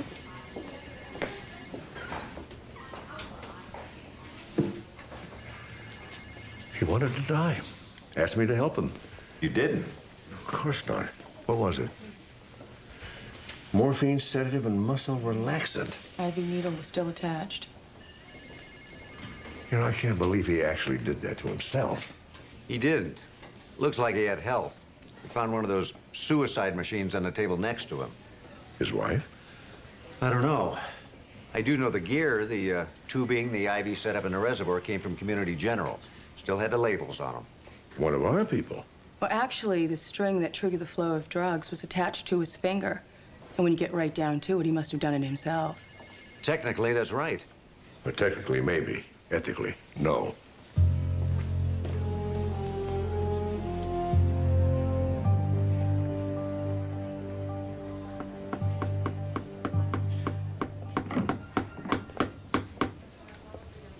Oh, Dr. Sloan, if you hear about the pounding, I'm almost done. This is my last... Frank Dugan was my patient. Until he came to me. And you killed him. I was nowhere near Frank Dugan when he died. He couldn't possibly have had access to the tubes or the needles, much less the medication. You set up that equipment. You're responsible for his death. It's not really much of an office, is it? But then it's not really what happens in our offices that counts. It's what happens in our treatment rooms. It's what happens in our wards. Our dingy motels. Death can only occur in the pristine confines of a hospital. No, of course not, but it could have happened in a home or a hospice. Or here, with all those things beeping and flashing, and an entire staff dedicated to keeping an organism alive that all common sense says is dead. How is that more dignified than what Frank Dugan chose? You're condemning the entire medical profession. Not at all. I am just condemning that part of it that's taken control of our own deaths away from us. Frank Dugan wanted that control back. He came to you, he asked for help. You refused, so... I didn't think he was in the right state of mind to make that kind of decision. What kind of frame of mind would you have wanted him to be in? You see, you have wanted him. That's control. Frank Dugan wanted to commit suicide. I have it on tape in his own voice. So you caused him to die? Whatever he did himself. Oh, and you merely supplied the means. Doesn't that bother you? The medicine you practice causes death? Okay, Dr. Sloan, how long have you been a practicing physician? 35, 40 years? Your point. And in all that time, you have never seen a baby be delivered with just lethal birth defects that somebody just quietly let go. Or a young man's respirator be turned off whose EEG just flatlined after a car wreck? That's not the same thing. It's exactly the same thing. And it's hard and it's painful for us. And it's simple and it's painless for them.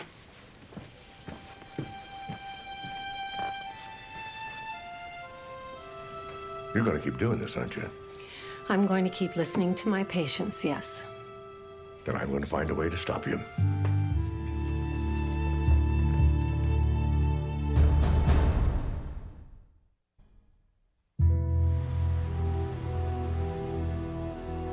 Have a seat. I really appreciate you coming down here. Hope it wasn't too difficult for you. No.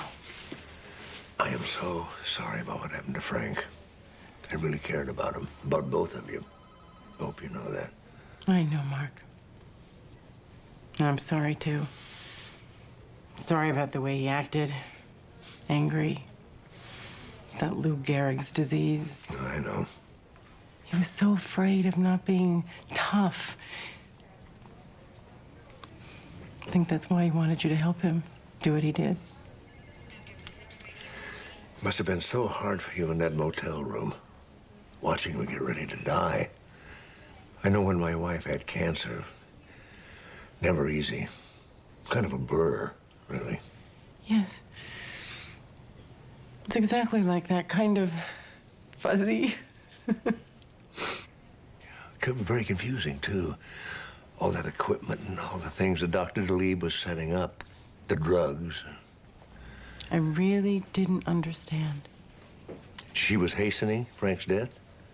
No. I knew that that's what Frank wanted. What he asked you for. Only you said no. Because I wanted him to live. I wanted him to live, too. Only I wanted him to be at peace more. And so did she. Dr. DeLeeb. Well, I guess probably some help not having any regrets about what she did. Oh, Mark, I have regrets. I have regrets. I loved him. I'll always wish that it hadn't happened. That she hadn't intervened? That he hadn't gotten sick.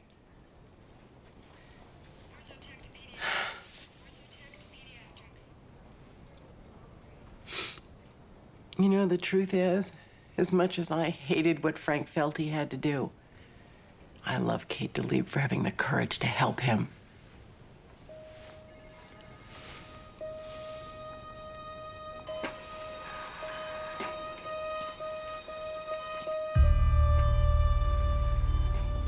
Nurse, I need your assistance. I'm an ER nurse, not ICU. You're an employee of this hospital, aren't you? Yes. Well, then when an attending physician gives an order, you carry it out, no matter what service you're on. You're not Mr. Goodman's attending. Dr. Joseph's is. Well, I got a call from his daughter this morning. She wants me to take over the case. And she has the power of attorney, unless you're questioning that as well. No, doctor. Good. Now, it looks like Mr. Goodman has been receiving plasmapheresis, treatment which hasn't been effective. But he's only been here 2 days. The last time his Guillain-Barré led to paralysis, it took him a while to respond, but he did. And he walked out of here. I want you to remove Mr. Goodman's plasmapheresis catheter, and I want you to prepare him for discharge. His daughter wants him to spend the rest of his time at home with her. Paralyzed.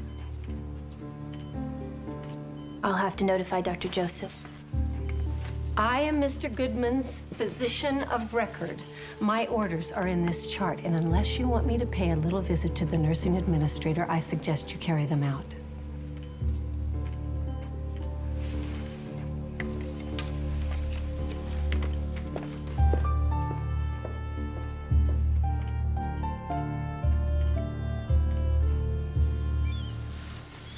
I don't know what you want me to do, Dad. I want you to find a way to arrest Kate DeLeave for murder. Mark, you know I had to rule that as a suicide. She supplied Frank Dugan with the materials and the means to kill himself. Now, that's got to be murder on some level. Not an illegal one. Should be. Look, the DA's keeping an eye on her. I will, too. It's a start. You know, maybe we can help. How? By keeping a close watch at that hospital. If she inquires about or approaches any seriously ill patient, we call Steve. All right, I'll discuss it with Jesse and the rest of the staff. Good. We have to stop her before she kills somebody else.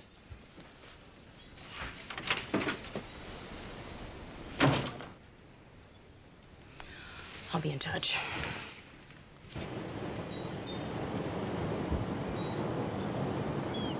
Amanda's headed back to the hospital. She'll call if anything comes up. Good. Won't take long. Kate DeLeave's on a crusade. We'll get her. You know, I'm a little confused here. What, about going after a killer? Now, how about you? We've dealt with a lot of killers over the years, but I don't ever remember you being this angry about one. You know, she asked me the other day if I had ever let a patient die. And what did you answer? I didn't. But the truth is, I have. All doctors have. Those decisions come with a job. But there was this one case over 40 years ago. I was just out of residency. 83-year-old woman in extreme dementia. Didn't call it Alzheimer's in those days. And in terrible pain. Undiagnosed. A tumor, probably. Occasionally she had lucid moments. And in one of them, she said to me, "Let me go. It's time."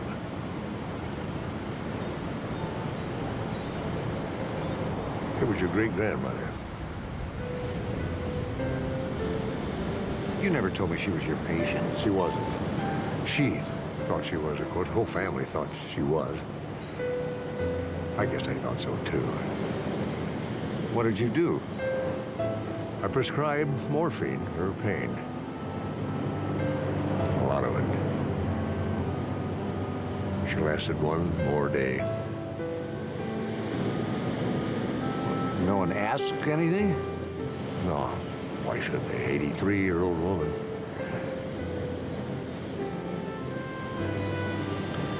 I don't believe this. You know, I think your mother guessed. Never said a word. I thought I was being a good doctor, doing what was right for a suffering patient. But the next morning when I woke up, I knew. Just a killer. Kate DeLeave's a killer, Steve. I have got to stop her. You understand?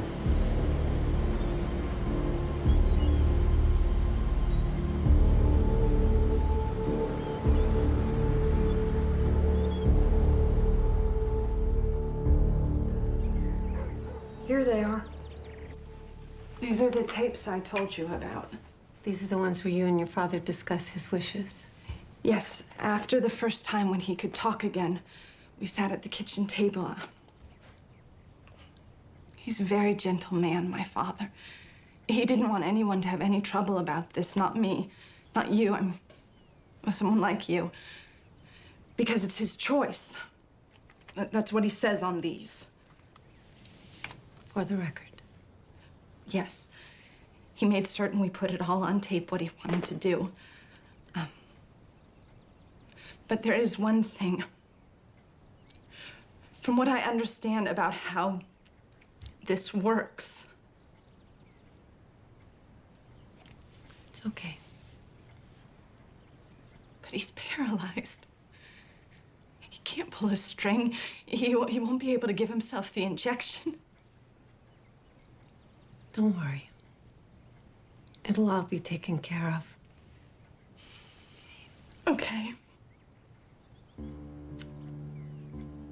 It's time.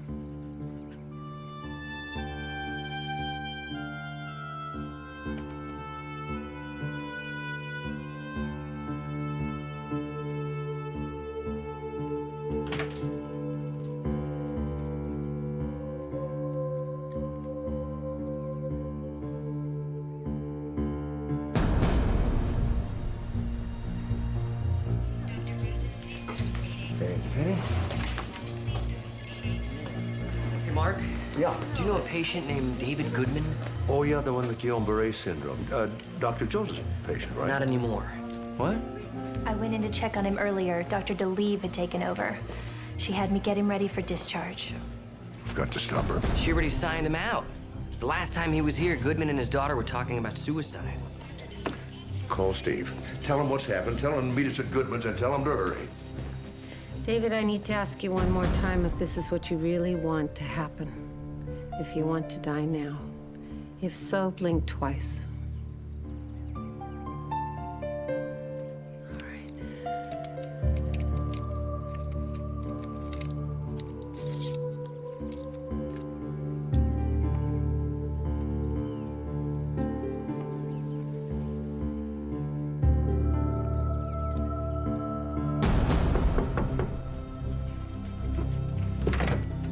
We're looking for Dr. Kate DeLeeb. What? Where is she?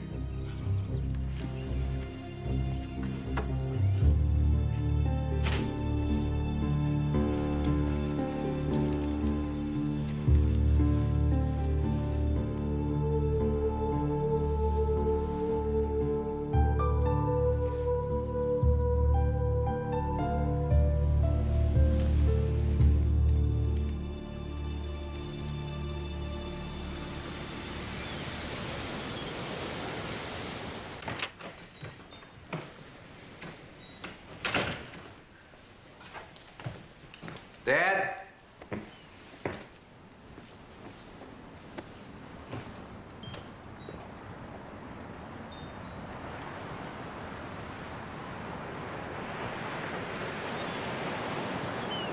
I paged you 10 times and then left 20 messages on your answering machine.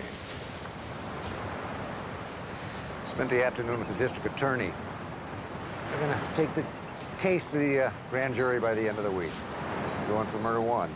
You think they'll get it? It's open and shut. DeLeeb was found with a murder weapon in her hand.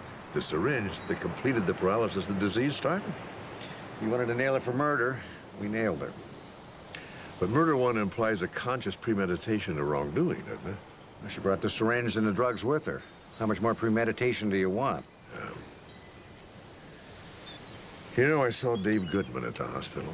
I thought you said he wasn't your patient. Oh, he wasn't. We all knew about him. He was one of those rare cases of Guillain-Barré where the total paralysis returned twice. Man was only 62 years old. Couldn't move, couldn't feed himself, couldn't speak, but he could still think. You're not saying DeLeeb was right. Oh, I was just thinking. If we'd gotten there 5 minutes early, and I'd been able to stop it, what kind of a life and death would I be condemning him to? You're thinking about my great-grandmother. So you changed your mind about Kate DeLee. She didn't commit murder after all. No, that was murder. That one was definitely murder.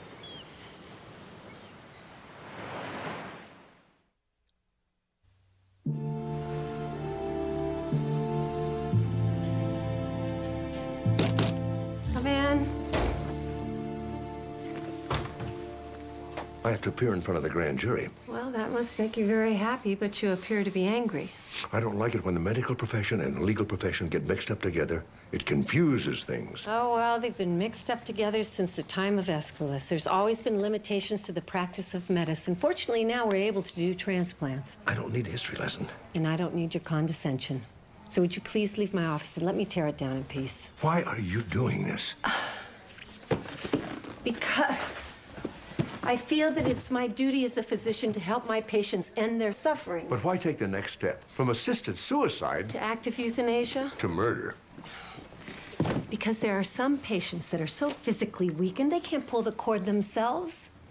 But their commitment to dying is just as strong. And I'm not going to let a bunch of lawyers and outdated medical ethics stand in their way. I told my son, you're on a crusade. It's not my crusade, it's my patients. You broke the law. The law needs to be changed. I don't think this is about the law or about your patients. I think it's personal. Something happened to you somewhere in your life, and this is your way of fighting back. Oh, you mean like I had some parent who died some long suffering death and I don't want to see anybody else go through the same thing? Something like that? Well, it's nice psychiatry, but it's wrong. My father deserted us when I was a baby, and my mother's what they call dysfunctional. Anywhere I got there on my own. So you became a doctor so you could help other people in a way that you'd never been helped. Very good. That still doesn't explain to me how you went from helping people live to helping them die. I think that we've covered this. Oh, yes, that's right. You want to help people regain control of their lives and their deaths. Yes. I don't think so. I think you're imposing your definition of control on other people by telling them what to do when they are at their most vulnerable, when they're looking for someone, anyone, to take over for them. That is not what's happening here. You cannot control life by controlling death. It's backwards. And even if it weren't, yours is not the only way. Frances Lamar chose to let her disease take its own course. Well, that was difficult. It was painful, hard to watch. But she took control. There's dignity in that. But what you did to David Goodman wasn't dignified. It was convenient. But then I guess that's your definition of control, isn't it? Well, that's some hell of a crusade you're on, Doctor. So you would have condemned him to suffer? That's what you want for your patients? That's what you want for yourself or somebody that you love? I mean, because if that's true, then that is one hell of a crusade, Doctor.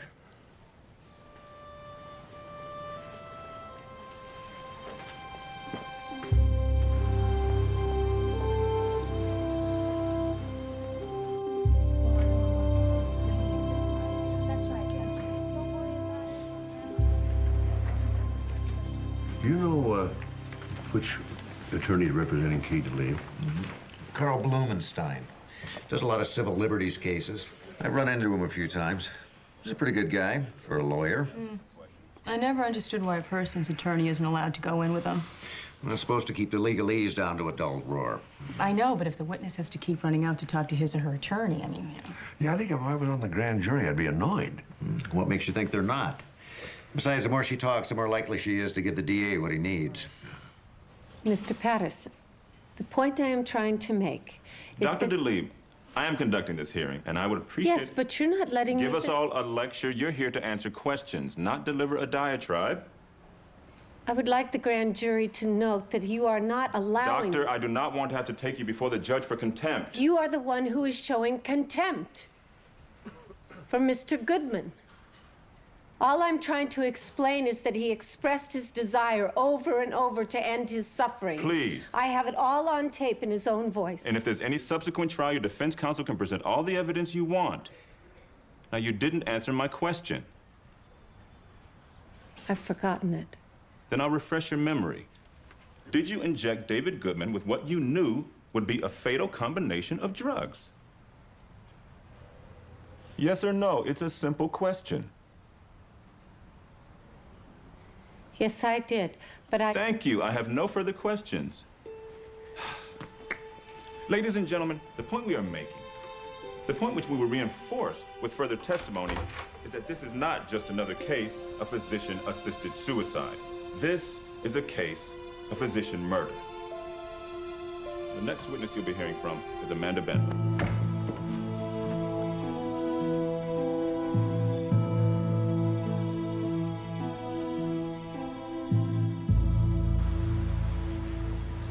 How long's Amanda been in there anyway?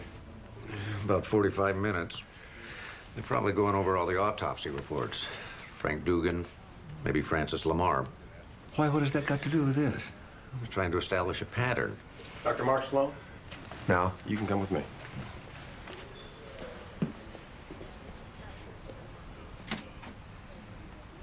Dr. Sloan, this way.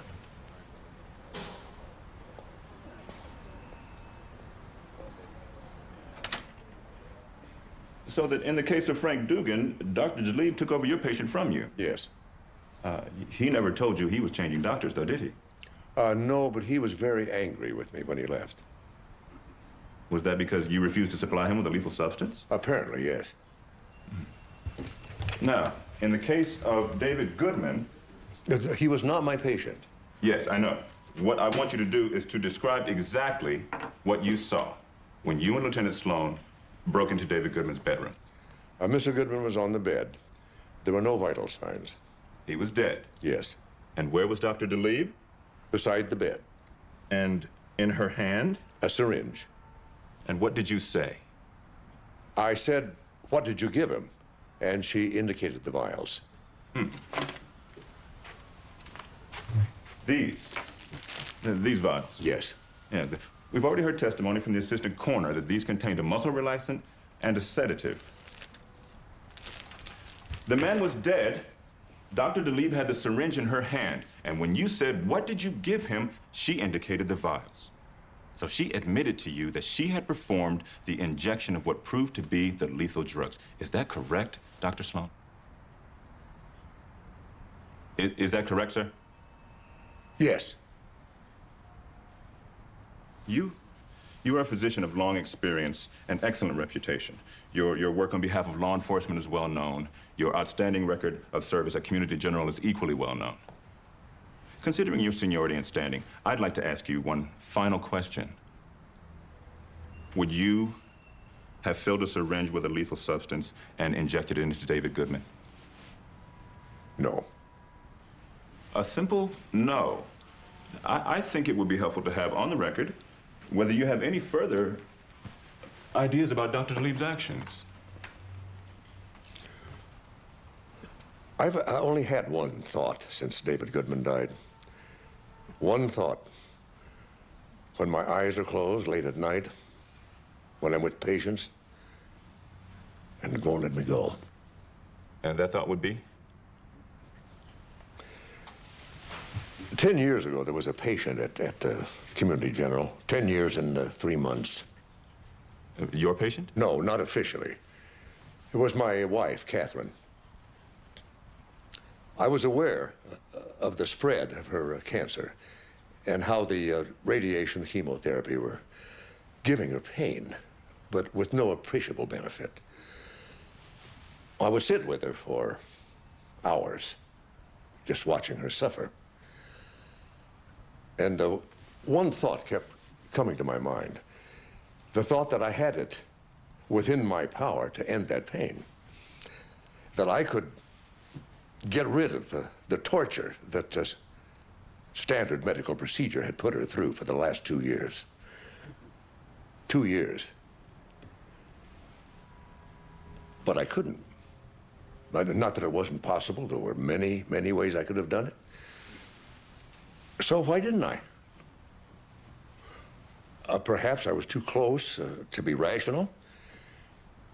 Maybe it was because I was afraid.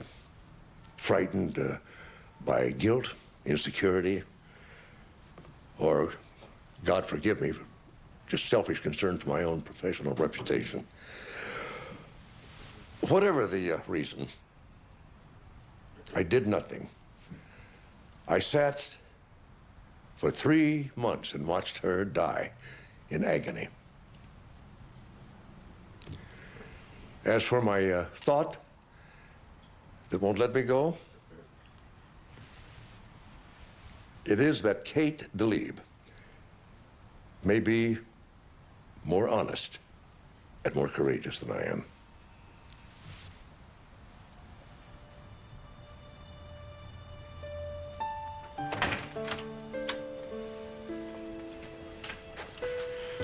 How'd it go?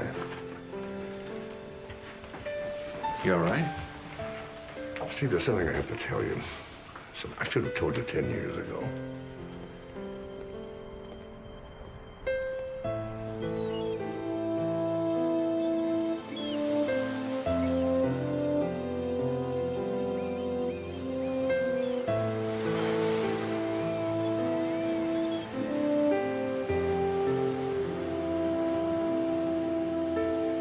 Dad, grand jury ruling just came out.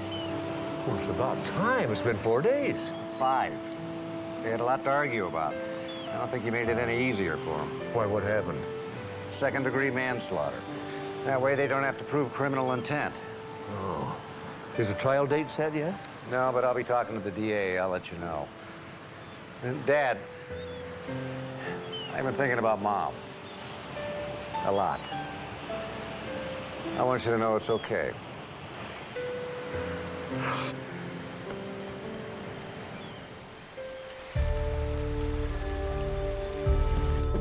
Dr. Sloan? Yeah. I forgot to turn in my badge. I'm sorry about what happened with your wife. I know the grand jury testimony is supposed to be sealed, but you know, the lawyers have a way of finding things out. Yes, they do. Something I can help you with, Doctor? I want you to be on my witness list for the trial. Why? I don't approve of what you do, and I wouldn't lie about it. Well, no, I don't want you to do that, but at least you can tell the jury that I'm honest about what I do. That you're not doing it for the publicity. I want the way we treat dying patients to change. I don't care if they cover it or not. You know, I'm not so sure that this is the way to make the changes you want. But you seem to have conflicting emotions. Yes, yes, I do. But you know that many patients who are terminally ill fall into severe depression. And it's the depression demanding the suicide, not the person. That's why I need to be so careful when I screen my patients. But it should not be left up to a single doctor. I mean, if we're going to make this step as a profession, we must have second opinions. We must have peer reviews. We must have a waiting period. That sounds like a crusade.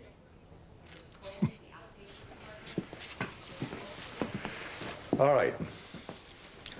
I'll be on your witness list. But you might not like what I have to say.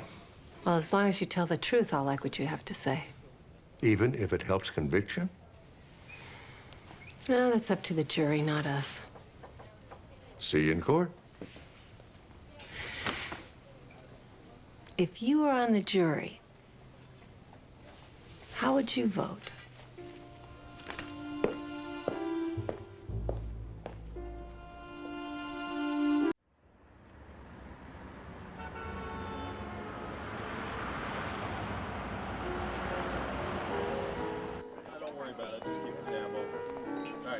I'm at the hotel now, Mr. Yamaguchi, and I can assure you that all the arrangements have been made. Yes, we'll see that their every desire is satisfied during their stay. Arigato. Excuse me. Hi. Could I borrow a phone, please? Use mine. Oh, thank you very much. Oh, who do I call? You need a phone, but you don't know who to call. I just drove all the way from Ogden, Utah. I have a very big audition tomorrow. I know it sounds silly, but I want to be a model. Doesn't sound silly at all. You have all the right qualifications. Not if I don't get there. My car is stuck outside with a flat tire. I can't change it, and I don't belong to an auto club, so who do I call? No one. I'll change it. Really? You don't mind? Show me the way. Thank you.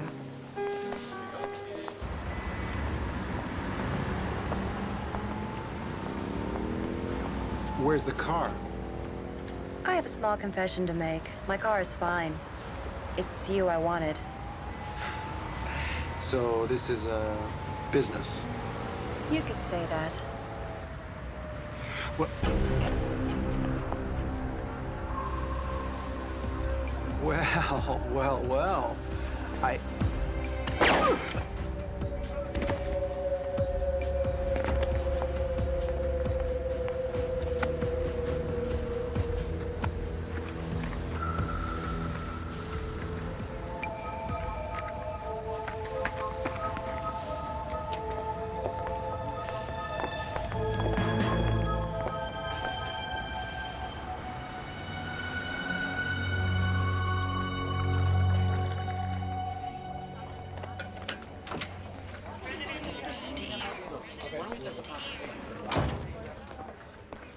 We'd had to wait another day or two for a donated liver. Your father wouldn't have made it, but he's in surgery right now.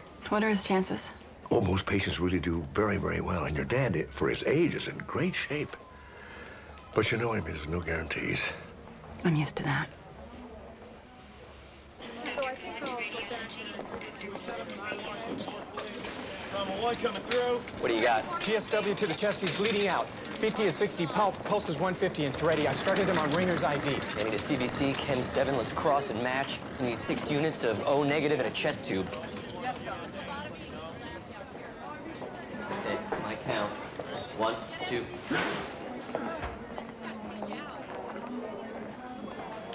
Blood bank set it down.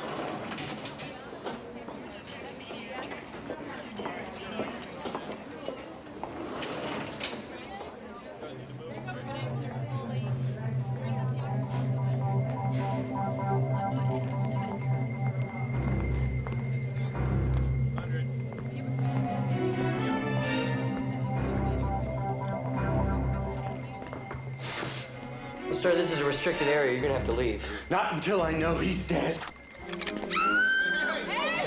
Okay, don't want to do this. The hell I don't. Just get out of the way. Get me security. I've got the situation under control. Really? I'm gonna need your lab coat. They sounded like gunshots. Taylor.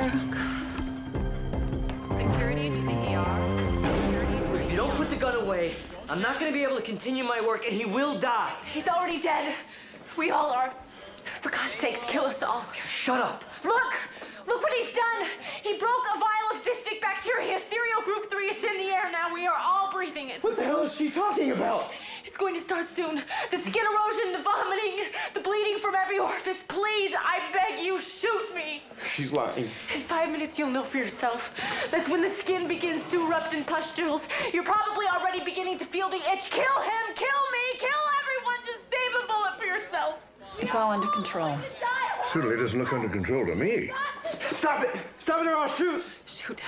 Shoot! Shoot! Coward. You're insane. You're welcome.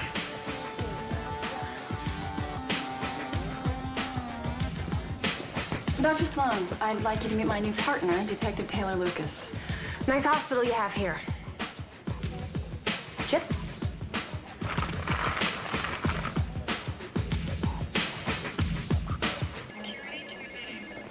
Here's the autopsy report on Milton Wilder.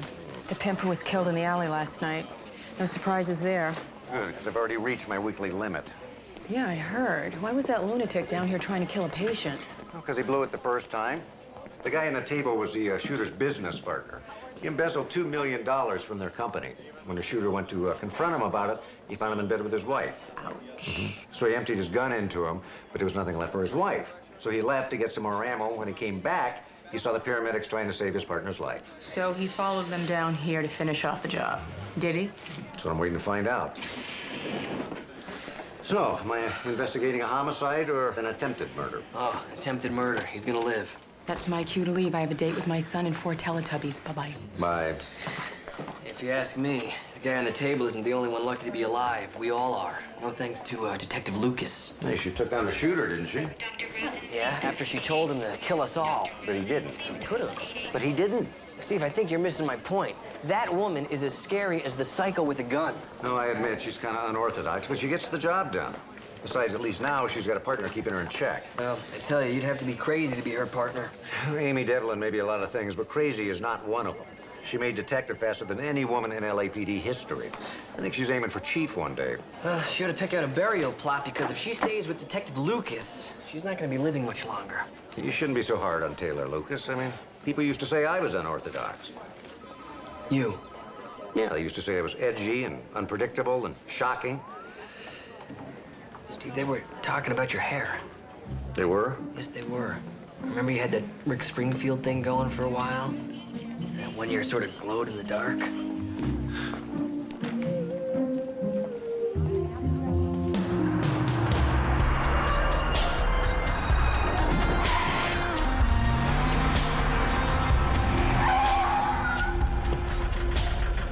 Do you always have to accelerate to a stop?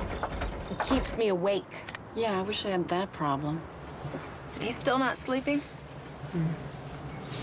You're worrying too much about your dad. Well, what you need is a distraction. Like what? Like going undercover at Dudes. The male strip club. Yeah. Is there something illegal going on over there? You won't know unless you investigate.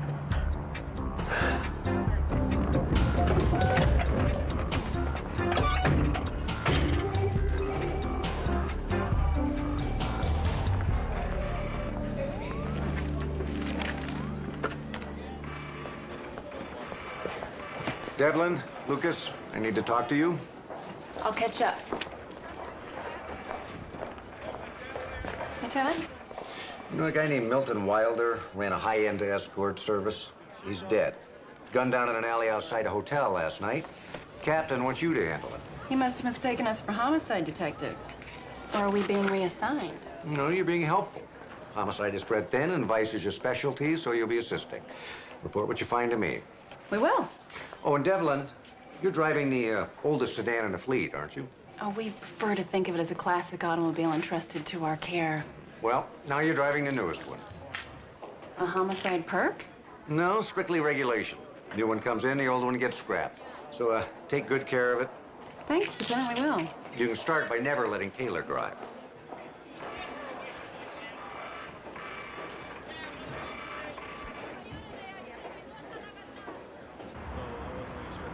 What's this doing in our spot? Where's our car? This is our car. Fine. That is just the attitude that worries me. What attitude? You don't care whether the car is old or new. You're gonna drive it exactly the same way. Because it's a car. With only 5 miles on the odometer and not a scratch on it. Or doesn't that mean anything to you? Yeah, it means it's time somebody broke it in. Oh, no, we're not breaking anything. We're keeping this in pristine condition. It's a car. It's a responsibility. Like the homicide case we've just been given. Our opportunity to prove ourselves and get out of vice. Or it's a dead-end case they gave us because it will torpedo any chance we have of promotion. Well, we don't have a choice anyway. Then we'll get right on it after we pick up my bail jumper. What bail jumper? Lorette Stipe, gun merchant. Doesn't shave her underarms. Took me 6 months undercover to bust her back when I was with the ATF. You were only with the ATF for 6 months. We had creative differences. So let the ATF handle it. If they could handle it, she wouldn't be out, would she? It's not your case anymore. It'll take an hour tops. An hour. Tops.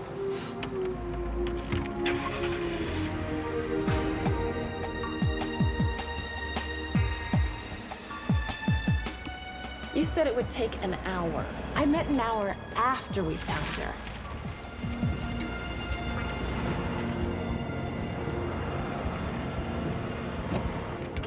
Where do you think you're going? To get Lorette Stipe. You're just gonna walk in that bar? I may open the door first. Oh, you're just gonna open the door and walk in that bar? That's how I usually go from outside to inside. So, after you open the door and walk in the bar, what do you think is gonna happen next? Do you need all the steps, or can I just summarize it under the blanket statement? I'm going to get Lorette Stipe. You don't think maybe this woman might recognize the undercover cop who arrested her? And that maybe she won't want to be covered by your blanket statement? What's your idea? Lorette Stipe doesn't know me. And? I can't let you go in there alone. All right, I'm only a 10-year veteran of the force. No way I can handle this. That's not what I meant. You think I'm too soft to make a simple bust in a biker bar? No, it's just this bar. It's not... You okay. think that because I haven't been thrown off half a dozen law enforcement agencies for going too deep undercover, I can't pick up a bail jumper? You want to do this your way, do it your way. I will.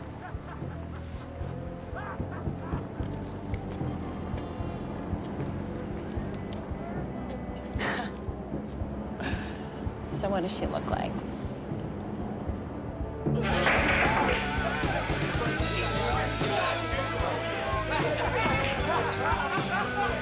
I'm looking for the Rex Stice.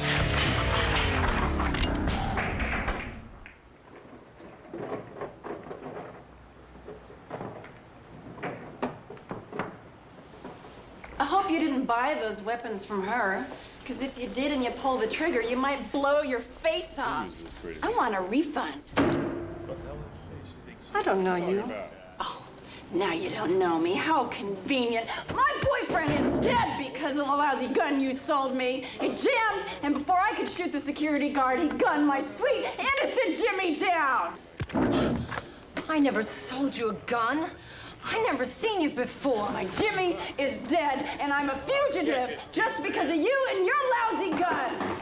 Better get a cash refund. Oh, wait a minute, guys. Wait, she's lying. She's lying. I've never seen her before. Hey, my merchant's good. Oh, is it now? Why don't we take my gun outside and try it? You just better hope it works. Go on, run something down.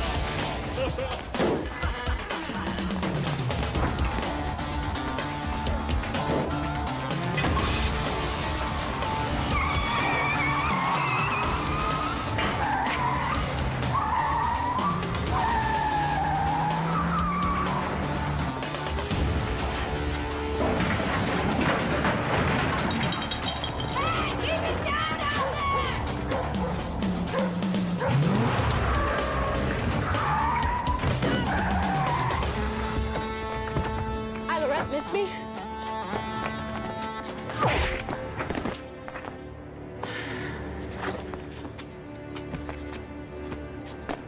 Did you have to skid to a stop? Those are brand new tires.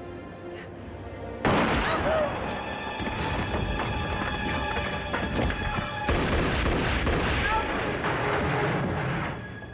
think I got him. What are you doing? Waiting to return fire if there is any. Well, wait somewhere else. Behind this dumpster. Behind that wall. I can get a good shot from here. What if he fires back? I'll duck. Behind a brand new car? We're supposed to be protecting it.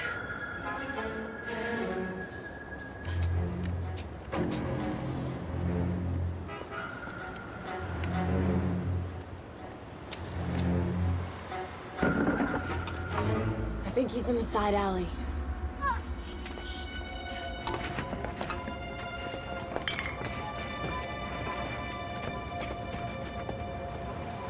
Well, this is exciting. Where are you going? To find the shooter.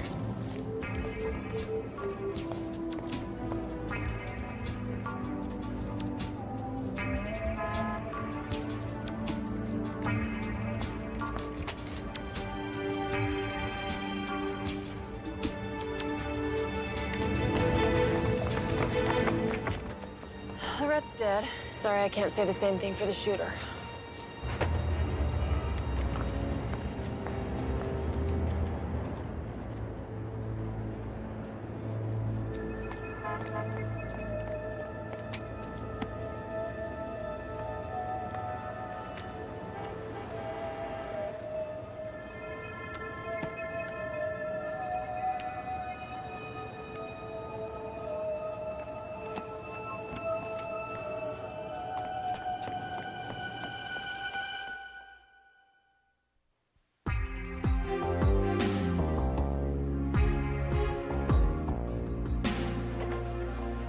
Hey. Hey.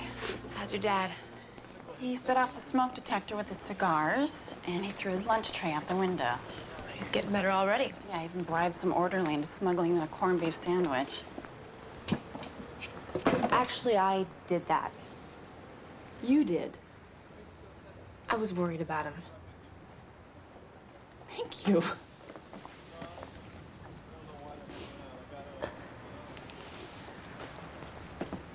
Got that out of your system? Yeah. The ME wants to see us.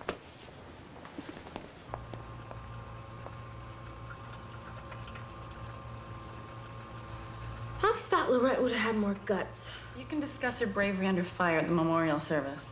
I mean, literally. Don't most people keep their internal organs here? Excuse me, Stipe was an organ donor, and since the cause of death wasn't in question, the organs were harvested immediately. Wouldn't have figured her for a philanthropist. Whether she was connected with Milton Wilder. Which is why we called you down here. The bullet I took out of Stipe was sent out for a routine ballistics check. The computer found a match.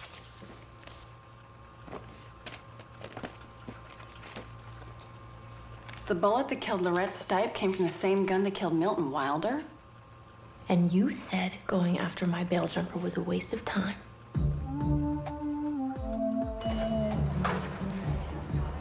Why didn't you tell me? Why didn't you ask? Why didn't I ask what? I have no idea. What didn't I tell you? When you said you wanted to pick up a bail jumper, why didn't you tell me she was related to the Wilder case? She wasn't. I mean, I didn't know she was. Is this the off-duty cop? Yeah, shot by a carjacker. BP 90/60, and she's hyper-resonant on the right side. Okay, let's type in cross and need some O negative. Get a chest tube and let's contact the surgeon. You need blood. You got it right here. Oh, thanks, but a dozen cops have already volunteered. That's why I always keep a gun under my seat. Carjacker gets in, they'll have to scrub him off the upholstery. I'm serious. Doesn't track.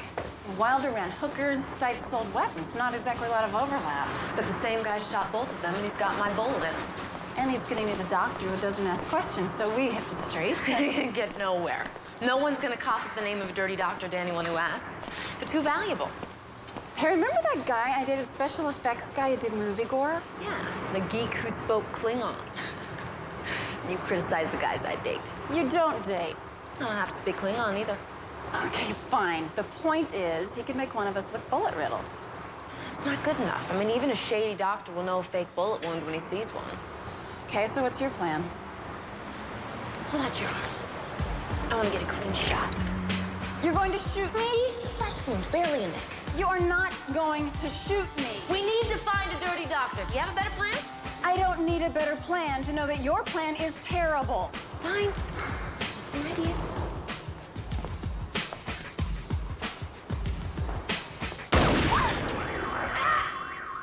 You shot yourself! I grazed myself.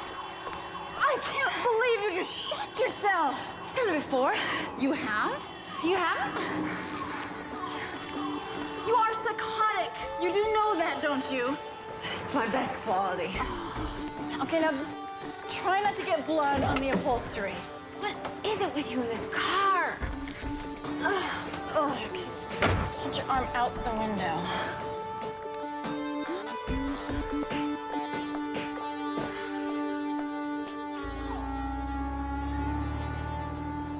You sure this is the right place?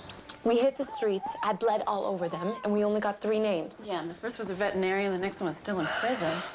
Well, this better be the right dirty doctor, because if the shooter didn't come here, we're out of luck. Yeah? My friend needs to see a doctor. Try selling subscriptions or candy. It's more effective.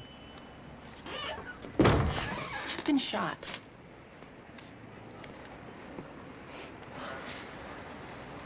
A lot of that going around.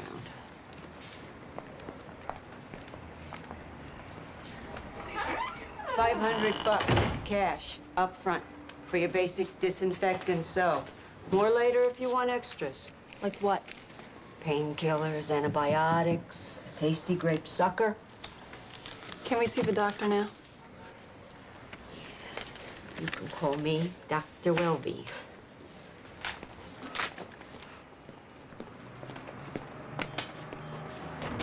You wait here. Patients only.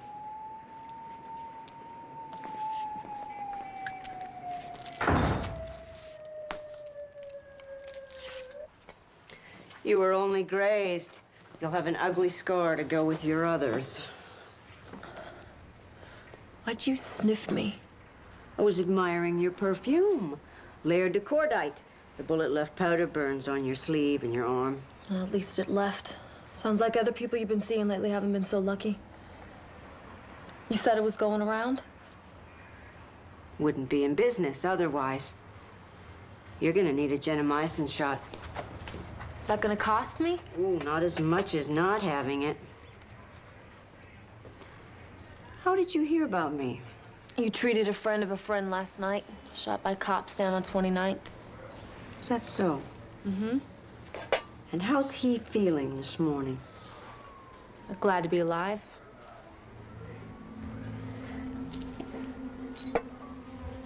This is an antibiotic. The bullet may have missed you, but there's still a risk of infection.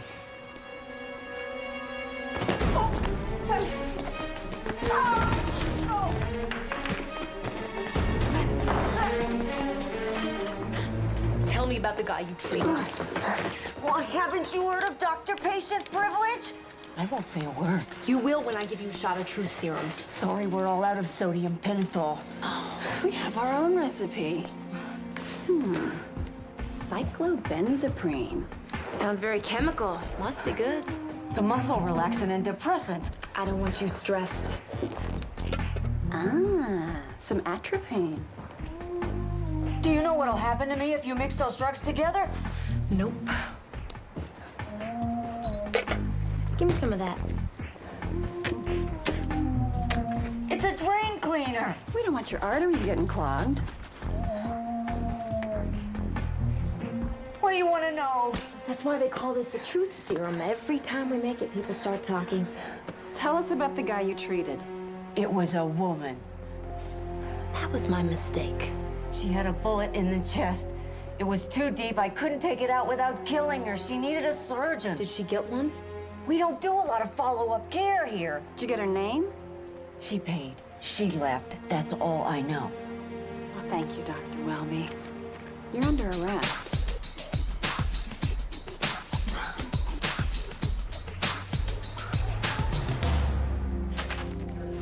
Want to tell me how this happened? No.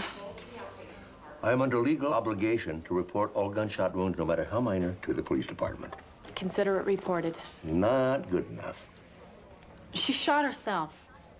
You shot yourself? She wanted to shoot me, but I wouldn't let her. You did? You know, we have an excellent psychiatric department here. I could recommend somebody. It was the only way we could get the line on a dirty doctor who would treat a gunshot wound without reporting it. Well, I hope you got something useful out of your self-mutilation. Actually, we know the shooter is a woman, and she's still carrying Taylor's bullet. She'll turn up soon enough, or her body will. You know, your suicidal approach to detective work's gonna get you both killed. If you aren't willing to take risks, you shouldn't have the badge. How is that wounded officer the one that got shot by the carjacker? Detective Cole, gonna be fine. Should be sent home in a few days. Oh, good. And the search for the carjacker? Still at large, but not for long, I don't think, because nearly every officer on duty and off has gone down to 29th and Figueroa looking for a lead. Thank you, Dr. Sloan. Listen, about that psychiatric consult. We can talk about it next time I shoot myself. Next time?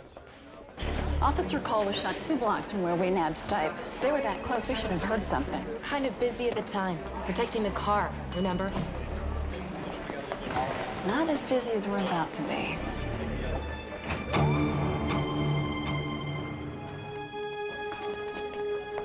What are you doing? Hoping to prove myself wrong.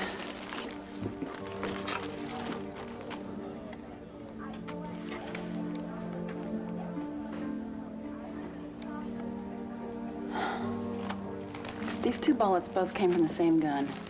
This is the one they pulled from Officer Cole. This one came from a rapist shot last month by a police officer. You're saying a cop shot Officer Cole? I'm saying you did. Time for a hospital visit.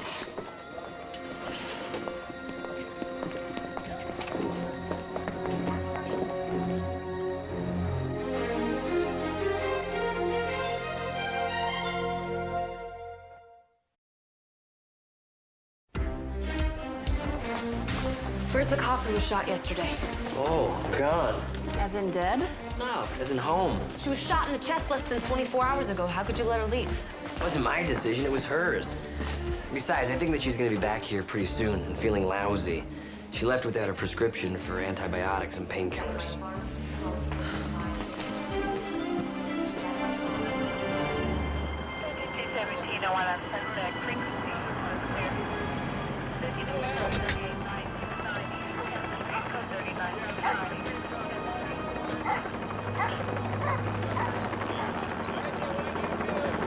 Who's in charge? Over there.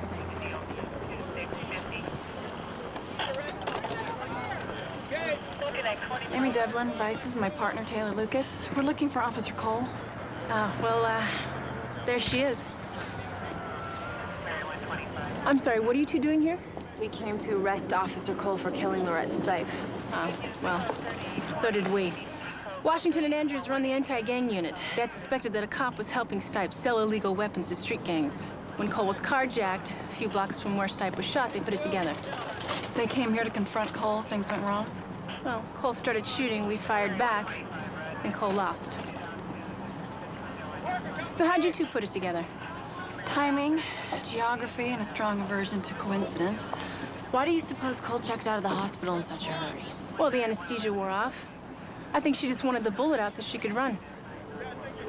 Didn't run very far, did she? Yeah. Chalk one up for the good guys. I'll see ya.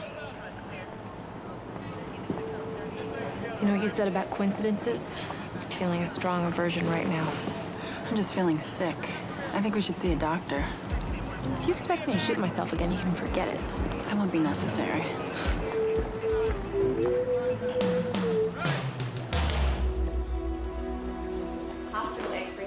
Dr. Sloan, we think that Milton Wilder, the Vice Lord, and Lorette Stipe, gun dealer, were assassinated by corrupt cops. And we think that one of them was Officer Cole. How do you know that? Because the bullet you took out of her was mine. You shot a cop? No. I mean, yes. Not on purpose. Actually, it was. Well, so besides shooting yourself, you like to shoot other policemen, too. I didn't know she was a cop at the time. Who did you think she was? The killer who shot Stipe and was shooting at me. Which she was. Before we found out she was a cop. Which she is. Why don't we sit down? You tell me the whole story. Very slowly. Okay. We went to arrest Cole, but she was already dead, gunned down in a shootout with 3 other cops. They claim she was working with Stipe, selling guns to street gangs. I was undercover with Stipe's cronies for 6 months. I would have known if she was in business with a cop. She wasn't. Do you have any evidence at all to back up your suspicions? Not a thing. If we can just figure out what Wilder and Stipe had in common, we'll know why they were killed. The problem is we can't do that using department resources without tipping off our suspects. Okay, why don't we just start with what you already know? Wilder ran hookers. Stipe sold guns to wackos. Nothing in common. Besides being human. And they were barely that. You know, maybe that's exactly what they do have in common.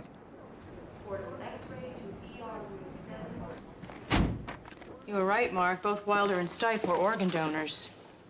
If Stipe cared about saving her fellow man, she wouldn't have been selling guns to sociopaths. Yeah, that's what you said when you saw Stipe's cadaver, which got me thinking. That's why I had Amanda check and see if Wilder was a donor, too. And he was. They both had pink dots on their driver's licenses. Wilder wasn't a giving guy. He didn't put that dot there. And somebody else did. You think the cops are killing these jerks for their guts? Yeah. Corneas, hearts, livers, kidneys. The one thing the two of them have in common is that their organs were harvested within hours after they died. That's a big stretch. Can you think of any other reason these two would have donor dots on their licenses? These cops are bringing social responsibility to a new low. They're just bad cops. Oh, bad is such a subjective word. We like to think of ourselves as providing a service. Yeah, we didn't have enough murders in this city. Thanks so much. We're just taking out the creeps to provide healthy organs for the worthy citizens of the community. Somehow, I'm not impressed. You should be. After all, we saved your father's life. Wilder may have been a lot of things, but he wasn't a drinker. Your father got a nice, healthy liver because of us. If he knew, he would tear it out with his bare hands. Well, tell him then. See?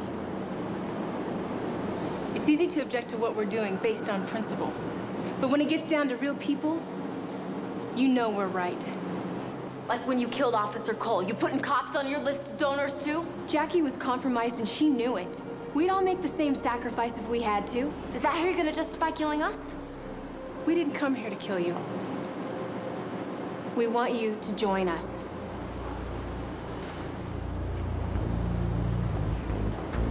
This is that scene in every James Bond movie, isn't it? Yeah.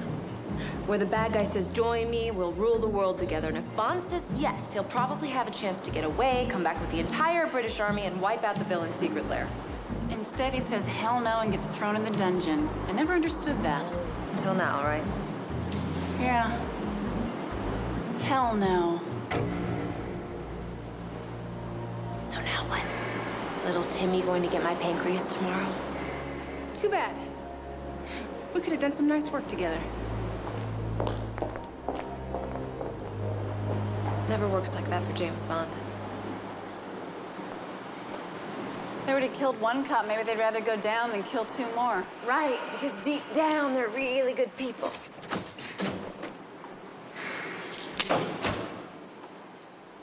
Did you just hear a click?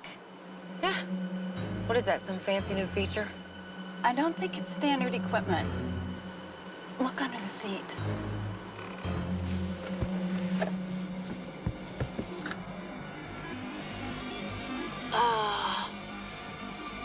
It's a bomb.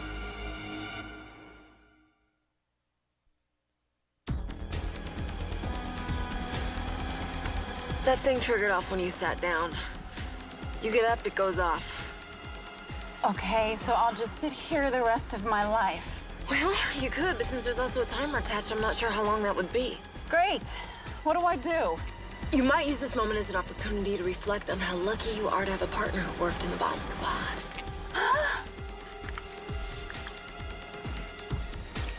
Uh-oh. Uh-oh? What do you mean, uh-oh? Nothing. Everything's fine. It's just, What? Well, which wire do I pull? The red one or the green one? Just kidding. I can't believe they put a bomb in our car. We knew they committed multiple murders. Of course they're gonna try to kill us. Well, kill us, sure, but blow us up. Our organs are destroyed. What, is my spleen not good enough for them? Is the light on that thing supposed to be flashing? Only when the bomb is armed. Excuse me? The light, it flashes to indicate the bomb is armed.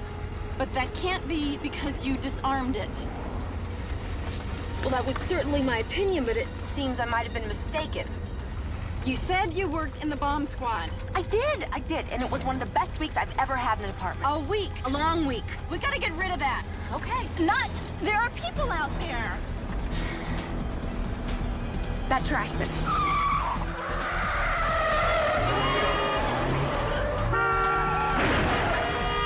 You don't know anything about bombs, do you? I know they explode. Why didn't you tell me you didn't know what you were doing? I didn't want to alarm you. I am alarmed. I am very, very alarmed.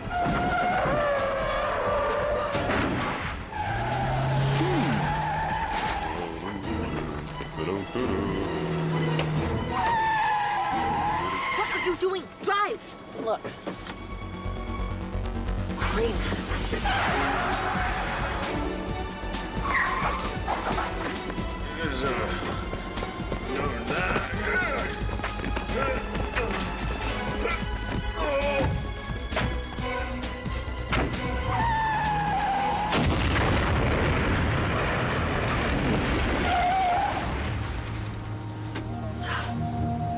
Pretty good driving. Pretty good. They put a bomb in this car and I'm still bringing it back spotless.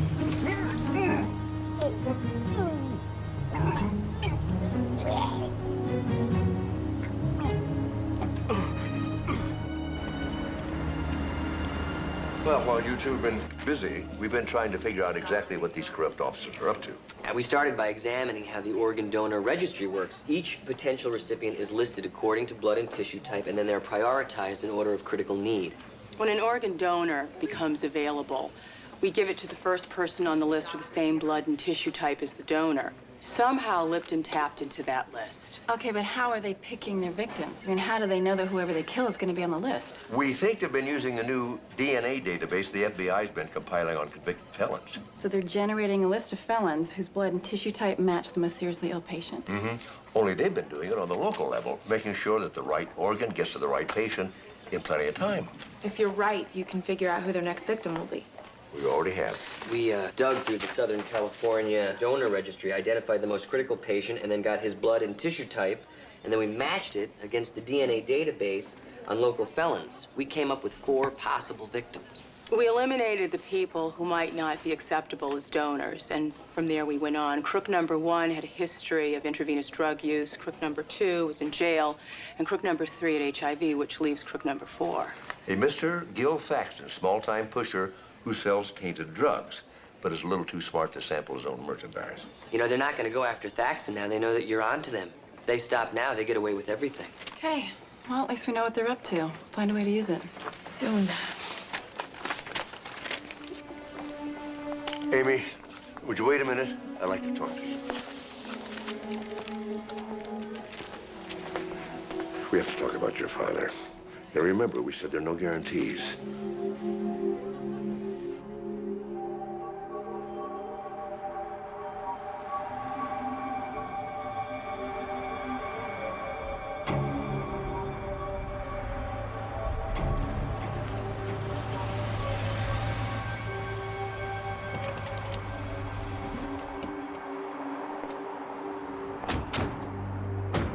You're late. We wanted to make sure you were alone. I am. But are you the only one we're talking to? It's just the 4 of us. You know, you're taking quite a risk. It's worth it. That offer you made us, I've changed my mind. So you don't blame us for the car trouble you had? You did what you thought you had to do. Doesn't matter now. So you really expect us to believe that you changed your mind? Just like that?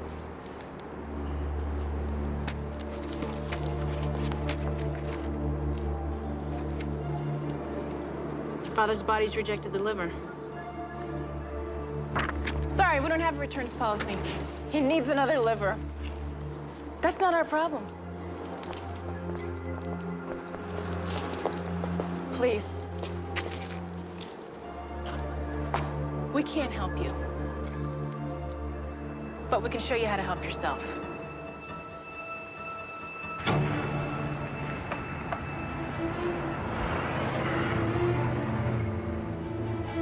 This is Thaxton's meth lab.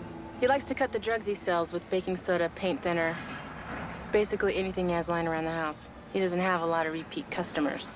But he does have one redeeming quality. He's the same blood and tissue type as my father. There's just one tiny problem.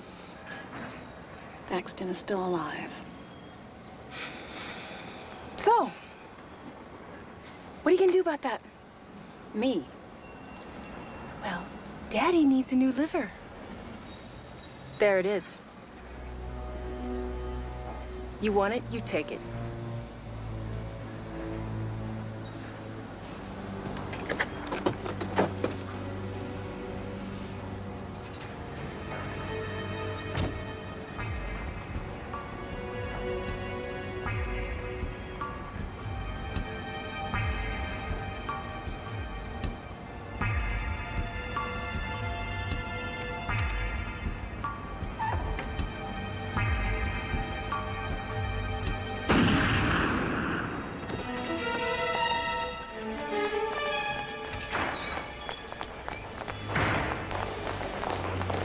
Now what do we do?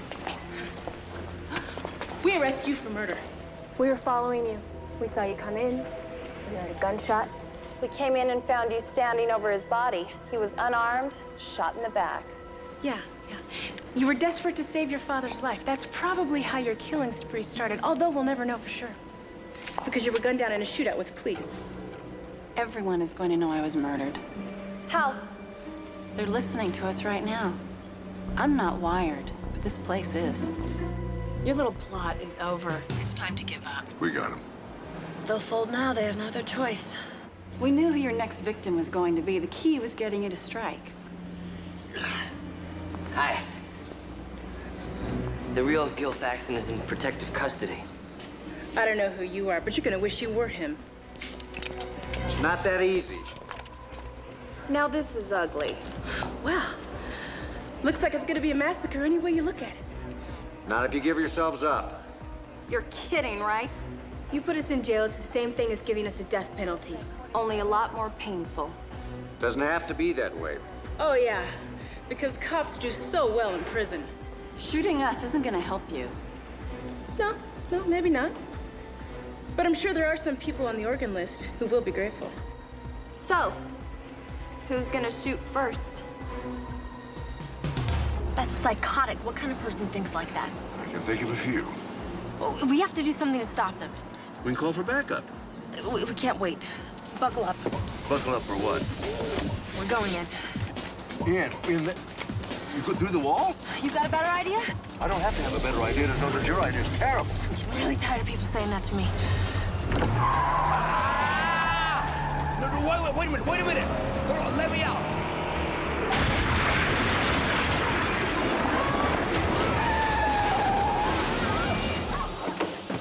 First corrupt cop who moves never moves again.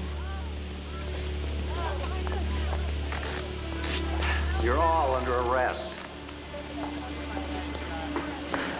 You all right? That's an experience I could have lived without. I'm not sure I could have. What were you thinking?